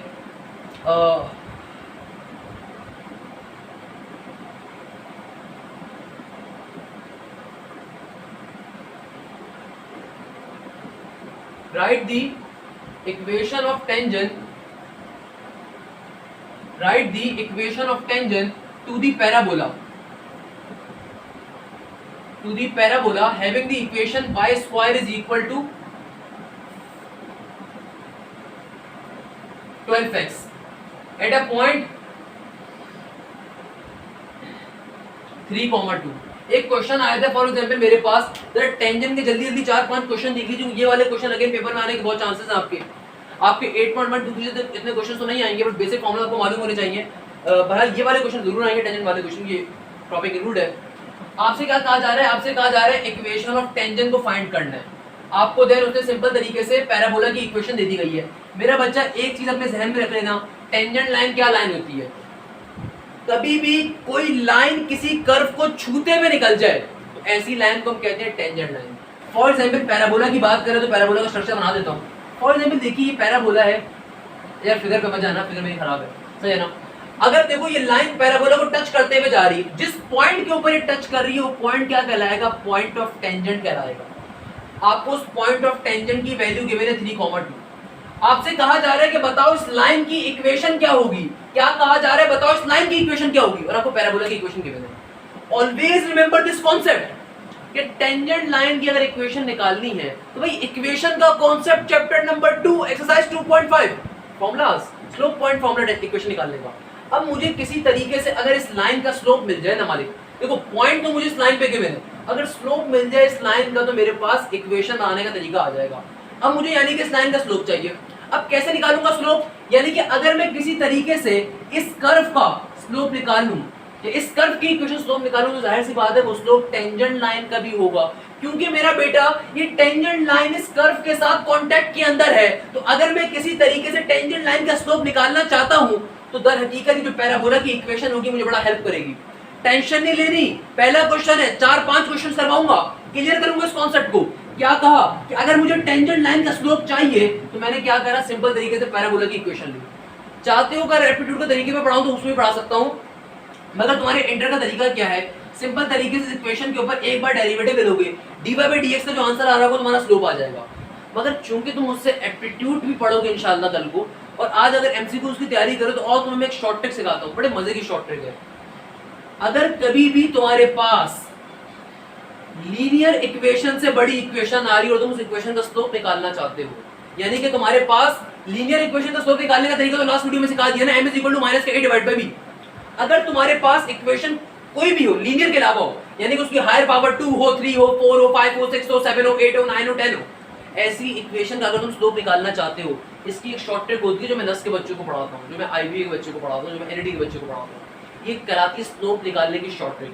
क्या शॉर्ट ट्रिक है, बड़ी मजे की शॉर्ट ट्रिक है। नेगेटिव का साइन लिखोगे, एक बार इस इक्वेशन का x की रिस्पेक्ट से डेरिवेटिव ले लो, इस पूरी इक्वेशन का x की रिस्पेक्ट से डेरिवेटिव ले लो, keeping the other variable constant, यानी कि x की रिस्पेक्ट से मैं डेरिवेटिव ले रहा हूं तो मैं कंसीडर करूंगा y कांस्टेंट टर्म है। मैं कैसे डेरिवेटिव ले रहा हूं दोबारा सुन लो, इस पूरी इक्वेशन का एक बार x की रिस्पेक्ट से डेरिवेटिव ले लो, keeping the other variable constant, तो y² क्या हो गया कांस्टेंट, -12 का डेरिवेटिव क्या होगा 12, और नीचे डिवीजन के अंदर अब एक बार इसी इक्वेशन का y की रिस्पेक्ट से डेरिवेटिव लूंगा, keeping the other variable constant, क्या बन जाएगा y² का डेरिवेटिव 2y, और -12x का डेरिवेटिव क्या हो जाएगा 0, क्योंकि हम अदर वेरिएबल कांस्टेंट लेते हैं। अब ये क्या बन गया बेटा, m = नेगेटिव का साइन नेगेटिव, नेगेटिव प्लस का 12, और नीचे क्या आ जाएगा 2y। अब फाइनली तुम्हें पॉइंट की वैल्यू गिवन है, ये पॉइंट क्या है x और y, तो जहां x आ रहा है वहां x डाल दो, y आ रहा है y डाल दो, तुम्हारा आंसर आ जाएगा स्लोप का। क्या आ रहा होगा 12 / 2y, 2 का 2, y की वैल्यू क्या है 2, 4 1 4 4 3 12, तुम्हारे पास स्लोप की वैल्यू क्या आ गई मेरा बच्चा, स्लोप की वैल्यू क्या आ गई 3। ये शॉर्ट ट्रिक मेथड है। अगर तुम इंटर वाला मेथड अप्लाई करना चाहते हो वो भी अप्लाई कर सकते हो, dy by dx वाला, उससे भी आंसर वही आ रहा होगा, मगर ये शॉर्ट ट्रिक है। अच्छा तुम्हें लग रहा होगा सर वो जल्दी आंसर दे देगा, नहीं मेरा बच्चा वो लेट आंसर देगा, ये भी बहुत आसान इक्वेशन है, इसे तुम्हें लग रहा है। मैं अगला क्वेश्चन करवाऊंगा और पूछूंगा। अब देखो तुम्हें फाइंड क्या करना है, इक्वेशन ऑफ टेंजेंट फाइंड करनी है। कैसे फाइंड करोगे, तुम्हारे पास स्लोप आ गया, पॉइंट तुम्हें गिवन है, पॉइंट आपको क्या गिवन है 3, t 3,2। फॉर्मूला आपको पता है, क्या फॉर्मूला होता है slope point formula, y minus का y1 equal to mx minus का x1। इक्वेशन निकालने का फॉर्मूला, ये पॉइंट क्या है x1, y1, क्या बन जाएगा y माइनस का y1 2, m की वैल्यू क्या है 3, x माइनस का x1 यानी कि 3 हो जाएगा ना, x1 की वैल्यू हो गई 3, तो y माइनस का 2, 3x माइनस का 9, आंसर क्या आ रहा होगा 3x माइनस का y माइनस का 9, माइनस 2 को वहां सेंड कर दो, प्लस का 2, तो फाइनल आंसर क्या आ जाएगा मेरा बच्चा तुम्हारा 3x माइनस का y माइनस 9 प्लस 2 क्या हो जाएगा 9 प्लस 2 क्या हो जाएगा भाई माइनस 9 प्लस 2 माइनस का 7 इक्वल टू 0। तुम्हारी इक्वेशन ऑफ टेंजेंट ये वाली होगी। अगेन ये वाले क्वेश्चन बहुत इंपॉर्टेंट है। तुम्हें क्या लग रहा था 8.4 के क्वेश्चन पेपर में नहीं आते बेटा, ये क्वेश्चन नस साइड एनईटी साइड इतने ज्यादा आते हैं आप सोच नहीं सकते, और ये क्वेश्चन मुझे डिफरेंट पेपर्स के अंदर दिखे वहां पे भी आने के चांसेस हैं। आपके डिफरेंट कॉलेजेस के पेपर में भी क्वेश्चंस आए हैं। तो मेरा बेटा बहुत ही आसान सा कॉन्सेप्ट है इक्वेशन ऑफ टेंजेंट फाइंड करने का। कैसे फाइंड करिए मेरा बेटा, भाई देखो सिंपल तरीके से इस पर्टिकुलर लाइन का अगर मुझे इक्वेशन निकालनी है, क्या काम करा, जो पैराबोला या जो भी कर्व होगा या जो भी फिगर होगी उसकी इक्वेशन के जरिए स्लोप कैलकुलेट कर लेंगे। स्लोप कैलकुलेट करने की शॉर्टकट बताई, स्लोप की वैल्यू आ गई, स्लोप आ गई तो पॉइंट मुझे गिवन होगा, सिंपल तरीके से फॉर्मूले में डाल के टेंजेंट आ जाएगा। टेंशन नहीं लेनी। एक और क्वेश्चन करवाता हूँ, उससे हार्ड करवाऊंगा क्वेश्चन। फॉर एग्जाम्पल अब की बारी में तुम्हें इक्वेशन ऑफ नॉर्मल फाइंड करने को दे दी जाती है। अब की बारी में फॉर एग्जाम्पल आपसे कहा जा रहा है इक्वेशन ऑफ नॉर्मल कैलकुलेट करो। क्या कहा जा रहा है, इक्वेशन ऑफ नॉर्मल निकालो, कोई मसले की बात नहीं है। किसकी निकालो, इक्वेशन ऑफ नॉर्मल, और आपको जो इक्वेशन गिवन है टू द सर्कल गिवन है, for example to the circle, tension ना लो सारी चीजें आ सकती है। और सर्कल की इक्वेशन गिवन है x square plus y square plus का 2x प्लस का 4y प्लस का 7 इक्वल टू 0। और एक और चीज जो आपको ध्यान में रखनी है, एट अ पॉइंट 1, 2, 1 कर लो यार, कोई मसले की बात नहीं, हार्ड कर लो, थोड़ा हार्ड कर दो। अब की बारी में देखो क्या फाइंड करना है, इक्वेशन ऑफ नॉर्मल। मेरा बच्चा अगर तुम्हें बात नहीं पता तो एक बात काइंडली अपने ध्यान में बिठा दो, इक्वेशन ऑफ टेंजेंट क्या होती है, टेंजेंट क्या होता है। टेंजेंट लाइन एक ऐसी लाइन होती है जो किसी भी कर्व हो, कोई भी कर्व हो, उससे टच करते हुए जाती है। देखो मैंने यहाँ पे जानबूझ के सर्कल लिया है, मैं चाहता तो पैराबोला, हाइपरबोला, एलिप्स ले सकता था, बट तुम्हें कॉन्सेप्ट मुश्किल देना चाह रहा हूँ इसलिए इसको यहाँ पे लेकर आया हूँ। अब देखो तुम्हारे पास क्या कहा जा रहा है, इक्वेशन ऑफ नॉर्मल फाइंड करनी है, चाहे पैराबोला के केस हो, चाहे हाइपरबोला का केस हो, चाहे एलिप्स का केस हो, सब में एक ही पैटर्न में फाइंड होगी, इसलिए मैं मुश्किल समझा रहा हूँ। अब देखो मैंने तुम्हें इक्वेशन ऑफ टेंजेंट फाइंड करने का तरीका बता दिया, सेम मेथड पे करोगे। क्या करोगे भाई, इक्वेशन में से स्लोप निकाल लोगे, पॉइंट को पुट करके स्लोप की वैल्यू और फिर स्लोप पॉइंट फॉर्मूला। मगर नॉर्मल का कॉन्सेप्ट क्या होता है, टेंजेंट लाइन वो लाइन होती है जो कर्व को टच करते हुए जा रही है। Always remember this thing, normal line एक ऐसी लाइन होती है जो कि टेंजेंट लाइन के परपेंडिकुलर होती है। फॉर एग्जांपल अगर ये पैराबोला था, अगर ये लाइन टेंजेंट लाइन थी तो ये वाली लाइन जो होगी ना, ये होगी नॉर्मल लाइन। नॉर्मल लाइन एक ऐसी लाइन होती है जो टेंजेंट लाइन के परपेंडिकुलर होती है। तो अगर टेंजेंट लाइन की इक्वेशन निकालनी आ गई तुम्हें तो नॉर्मल लाइन की भी आ जाएगी, मसले की चीज नहीं है, पैनिक मत करना बेटा। सेम काम करोगे, बस स्लोप निकालने के बाद उसको परपेंडिकुलर रिलेशन यूज करते हुए नॉर्मल का स्लोप निकाल लोगे। क्या कहा अभी देखो, बात देखो, देखो मुश्किल कॉन्सेप्ट तभी लेकर आया हूँ। देखो तुम्हें क्या कहा जा रहा है, तुमसे कहा जा रहा है कि इस पर्टिकुलर नॉर्मल लाइन की इक्वेशन फाइंड करनी है। Always remember this thing, normal line जो होती है हमेशा सेंटर ऑफ अ सर्कल से पास करती है। नॉर्मली तुमने सर्कल का टॉपिक नहीं पढ़ा हुआ, खैर जाने दो, बट अपने जहन में रखना, नॉर्मल लाइन जो होती है ना हमेशा सेंटर ऑफ द सर्कल से पास करती है। अच्छा अब देखो, अगर मुझे कोई परेशान नहीं होना, इक्वेशन ऑफ नॉर्मल निकालनी हो या इक्वेशन ऑफ टेंजेंट निकालनी हो, तुम्हें सबसे पहले स्लोप निकालना पड़ेगा टेंजेंट के जरिए। कैसे निकालोगे मेरा बेटा, अगर मुझे स्लोप कैलकुलेट करना है कैसे करूंगा, मैंने शॉर्ट ट्रिक आपको सिखा दी। अब देखो ये वाली अगर इक्वेशन हमारे पास आ रही है ना, तुम्हें 10 मिनट लग जाएंगे अपने ओरिजिनल मेथड के ऊपर इसका स्लोप निकालने के ऊपर, तभी मैंने शॉर्ट ट्रिक बताई। क्या शॉर्ट ट्रिक बताई, m की वैल्यू लिखोगे, नेगेटिव का साइन लो, एक बार इस पूरी इक्वेशन का x की रिस्पेक्ट से डेरिवेटिव ले लो, तो क्या बन जाएगा 2x, y स्क्वायर क्या हो जाएगा 0, क्योंकि जब आप x की रिस्पेक्ट से डेरिवेटिव ले लो तो अदर वेरिएबल को एज अ कांस्टेंट ट्रीट करोगे। प्लस का 2 आ गया और प्लस का 4y का डेरिवेटिव भी 0, साइन का डेरिवेटिव भी 0। एक बार फिर इसी इक्वेशन का y की रिस्पेक्ट से डेरिवेटिव लोगे नीचे, ये माइनस साइन फॉर्म लेता हूं, शॉर्ट ट्रिक का। क्या बन जाएगा 2y और प्लस के 4y का डेरिवेटिव क्या हो जाएगा 4, प्लस के 7 का डेरिवेटिव क्या हो जाएगा 0। अब जो भी पॉइंट गिवन है, पॉइंट क्या कह रहा है 2, 1, तो x की वैल्यू 2 गिवन है यानी कि और y की वैल्यू 1 गिवन है, तो m की वैल्यू क्या आ जाएगी मेरा बेटा, ये आ जाएगी 2 इंटू 2 प्लस का 2, नीचे क्या आ जाएगा 2 इंटू 1 प्लस का 2, सॉरी 4 है ना यार, प्लस का 4, क्योंकि x और y की वैल्यू ने पुट कर दी, x और y की वैल्यू पुट कर दी तो क्या बन जाएगा 2 2 4, 4 प्लस 2 6, नीचे भी इत्तेफाक से क्या बन गया 6, तो मेरे पास स्लोप की वैल्यू क्या आ गई नेगेटिव का 1। मेरा बच्चा ये जो नेगेटिव 1 आ रहा है किसका स्लोप आया, ये सर्कल का भी स्लोप आया। सर्कल के स्लोप का मतलब क्या है कि जो लाइन उससे कांटेक्ट के अंदर है उसका स्लोप है, यानी कि बेसिकली टेंजेंट लाइन का ये स्लोप आ गया। अब चूंकि मुझे नॉर्मल लाइन की इक्वेशन निकालनी है तो स्लोप भी नॉर्मल लाइन का चाहिए होगा ना, यही कॉन्सेप्ट है, स्लोप भी नॉर्मल लाइन का चाहिए होगा। तो नॉर्मल लाइन का स्लोप कैसे लेकर आऊंगा, पॉइंट तो सेम होगा, पॉइंट तो दोनों का सेम होगा मगर स्लोप डिफरेंट होगा। तो टेंजेंट लाइन नॉर्मल लाइन के परपेंडिकुलर है तो कंडीशन यूज कर लो परपेंडिकुलर वाली, m1 multiply by m2 is equal to minus का 1। तो मेरे पास अगर m1 का स्लोप नेगेटिव 1 आ गया तो m2 का स्लोप क्या आ रहा होगा पॉजिटिव का 1, वैल्यू डाल के निकालो तो आंसर आ जाएगा m2 का स्लोप क्या आ जाएगा पॉजिटिव का 1। अब सिंपल तरीके से पॉइंट मुझे गिवन है 2, 1, फॉर्मूला क्या होता है slope point formula equation find करने का, y माइनस का y1 equal to m into x minus का x1, फॉर्मूला इसमें पुट करोगे आंसर आ जाएगा। इस तरीके के क्वेश्चन भी तुम्हारे पेपर में आ सकते हैं। ये बहुत डिफिकल्ट क्वेश्चन था बेटा, एप्टीट्यूड साइड के क्वेश्चन मैंने भी करवा दिया आपको। उसके पीछे रीजन क्या है कि बच्चा अगर तुम्हें मुश्किल क्वेश्चन करवा दूंगा तो बेसिक क्वेश्चन तुम चुटकी बजाते हुए सॉल्व कर लोगे। एक और क्वेश्चन जल्दी से देख लो और बस फिर उसके ऊपर हमारा ये एमसीक्यूज कंप्लीट हो जाएंगे इंशाल्लाह। एक और क्वेश्चन आपसे कह दिया जाता है equation of normal for example find करने को टू द पैराबोला, अगर पैराबोला चलो इलिप्स पैराबोला ले लो, इलिप्स ले लो यार, सारे रुको मसले की बात हो रही है, हाइपरबोला ले लो, हाइपरबोला सब डिफरेंट है। हाइपरबोला और एट राइटिंग में बजाना अल्लाह के वास्ते, राइटिंग में बजाना भाई, मैं मानता हूँ राइटिंग बहुत खूबसूरत हो गई।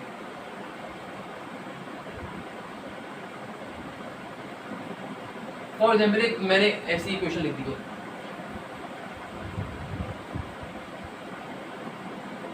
ये क्वेश्चन आ रही है एट अ पॉइंट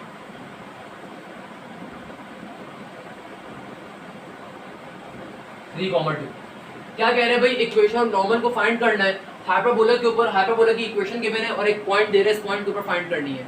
कैसे फाइंड करोगे मेरा बेटा, फाइंड करने का तरीका सिखा दिया। सबसे पहले इस इक्वेशन के जरिए टेंजेंट का स्लोप निकाल लोगे। आपको फाइंड क्या करना है, अगेन नॉर्मल की इक्वेशन फाइंड करनी है। क्वेश्चन के अंदर इस बात को लाजमी पिक कर लीजिएगा, नॉर्मल की इक्वेशन है या टेंजेंट की इक्वेशन फाइंड करनी है। टेंजेंट की इक्वेशन होगी तो स्लोप एलरेडी डाल दोगे जो स्लोप की वैल्यू आएगी। अगर नॉर्मल की इक्वेशन होगी तो स्लोप के पॉइंट को कन्वर्ट करवाओगे पहले, क्योंकि स्लोप और टेंजेंट लाइन और नॉर्मल लाइन का रिलेशन परपेंडिकुलर का होता है। क्या करोगे भाई, सिंपल तरीके से इक्वेशन के ऊपर स्लोप निकाल लोगे। कैसे निकालोगे, क्या शॉर्ट ट्रिक बताई, एक बार इस पूरी इक्वेशन का डेरिवेटिव x के रिस्पेक्ट से लोगे, क्या बन जाएगा मेरा बेटा, ये बन जाएगा 4x, 4 बाय स्क्वायर 0 हो जाएगा, माइनस का 9 भी 0 हो जाएगा, तो 2x स्क्वायर का डेरिवेटिव क्या हो जाएगा 4x। एक बार इसी इक्वेशन का y के रिस्पेक्ट डेरिवेटिव लोगे तो क्या बन जाएगा नेगेटिव का 4 2 8y। मेरा बच्चा माइनस से माइनस कैंसिल आउट, 4 1 4 4 2 8, तो क्या आ जाएगा, ये आ रहा होगा x divided by 2y। Point की वैल्यू क्या गिवन है 3,2, पॉइंट क्या गिवन है 3,2, यानी कि x की वैल्यू 3 आ गई और 2 इंटू 2 तो क्या बन गया 4। तो मेरे पास फाइनली स्लोप क्या आ रहा है 3 डिवाइड बाय 4। मेरे पास स्लोप क्या आ रहा है मेरा बच्चा 3 डिवाइडेड बाय 4। ये जो स्लोप आ रहा है ये किसका आ रहा है, टेंजेंट लाइन का। हमें नॉर्मल लाइन की इक्वेशन निकालनी है, उसको क्या कर देंगे, चेंज करवा देंगे, क्योंकि दोनों लाइंस आपस में क्या होती है परपेंडिकुलर है, परपेंडिकुलेशन रखनी है। तो क्या हो जाएगा बेटा, m1 multiply by m2 is equal to negative का 1, सिंपल सा रिलेशन जो होता है। मेरे पास अगर m1 स्लोप 3 डिवाइड बाय 4 आ रहा है तो m2 का स्लोप क्या आ जाएगा नेगेटिव का 4 डिवाइडेड बाय 3। इस तरीके से नॉर्मल लाइन का स्लोप आ गया, पॉइंट गिवन है, सिंपल तरीके से इक्वेशन में डाल के आंसर निकाल दोगे। यहाँ पे मेरा बच्चा मैंने फाइनली आपको सप्ली के पास पेपर्स 25 ईयर्स प्लस जो मेरे इंपॉर्टेंट तरीन एमसीक्यूज थे सारे के सारे सॉल्व करवा दी। कोई और बंदा इस लेवल पे सॉल्व करवा रहा है तो मुझे लाजमी बताना। मैंने अपनी तरफ से पूरी मेहनत करी, कोई और बंदा भी सॉल्व करवा भी रहा है तो आपके लिए अच्छी बात है, आपके लिए मेहनत कर रहा है कोई बंदा, तो मैंने तो कभी रायगा नहीं जाने देना मेरा बच्चा। इस तमाम के तमाम एमसीक्यूज की आपने प्रैक्टिस करनी है।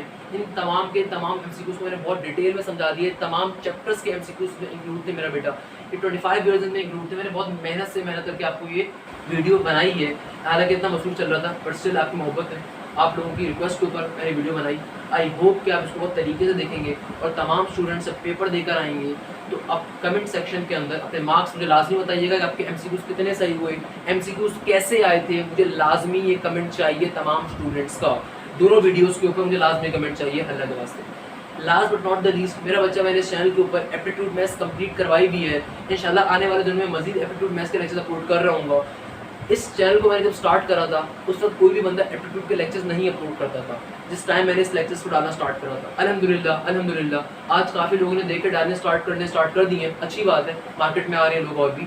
बट कहने का मकसद कि मैं अपनी तरफ से पूरी मेहनत कर रहा हूँ। आई होप कि आप उस मेहनत का सिला दें, अपने दोस्तों को बताएं, रिश्तेदारों को बताएं, क्योंकि मैं इंस्टीट्यूट साइड पे भी पढ़ा रहा हूँ। तो मैं सिर्फ इस चैनल के ऊपर नहीं पढ़ाता, मैं इंस्टीट्यूट साइड पे भी पढ़ाता हूँ। काफ़ी सारे बच्चे जो मुझसे पढ़ते हैं फिजिकली भी मुझसे पढ़ रहे होते हैं, फिजिकल इंस्टीट्यूट्स के अंदर डिफरेंट कोचिंग साइट्स के ऊपर। इसके अलावा ऑनलाइन बैचेस में पढ़ रहे होते हैं, बट स्टिल मैं अपने दिन का एक हिस्सा रखता हूँ इस चैनल के लिए, इस चैनल को मेहनत करता हूँ।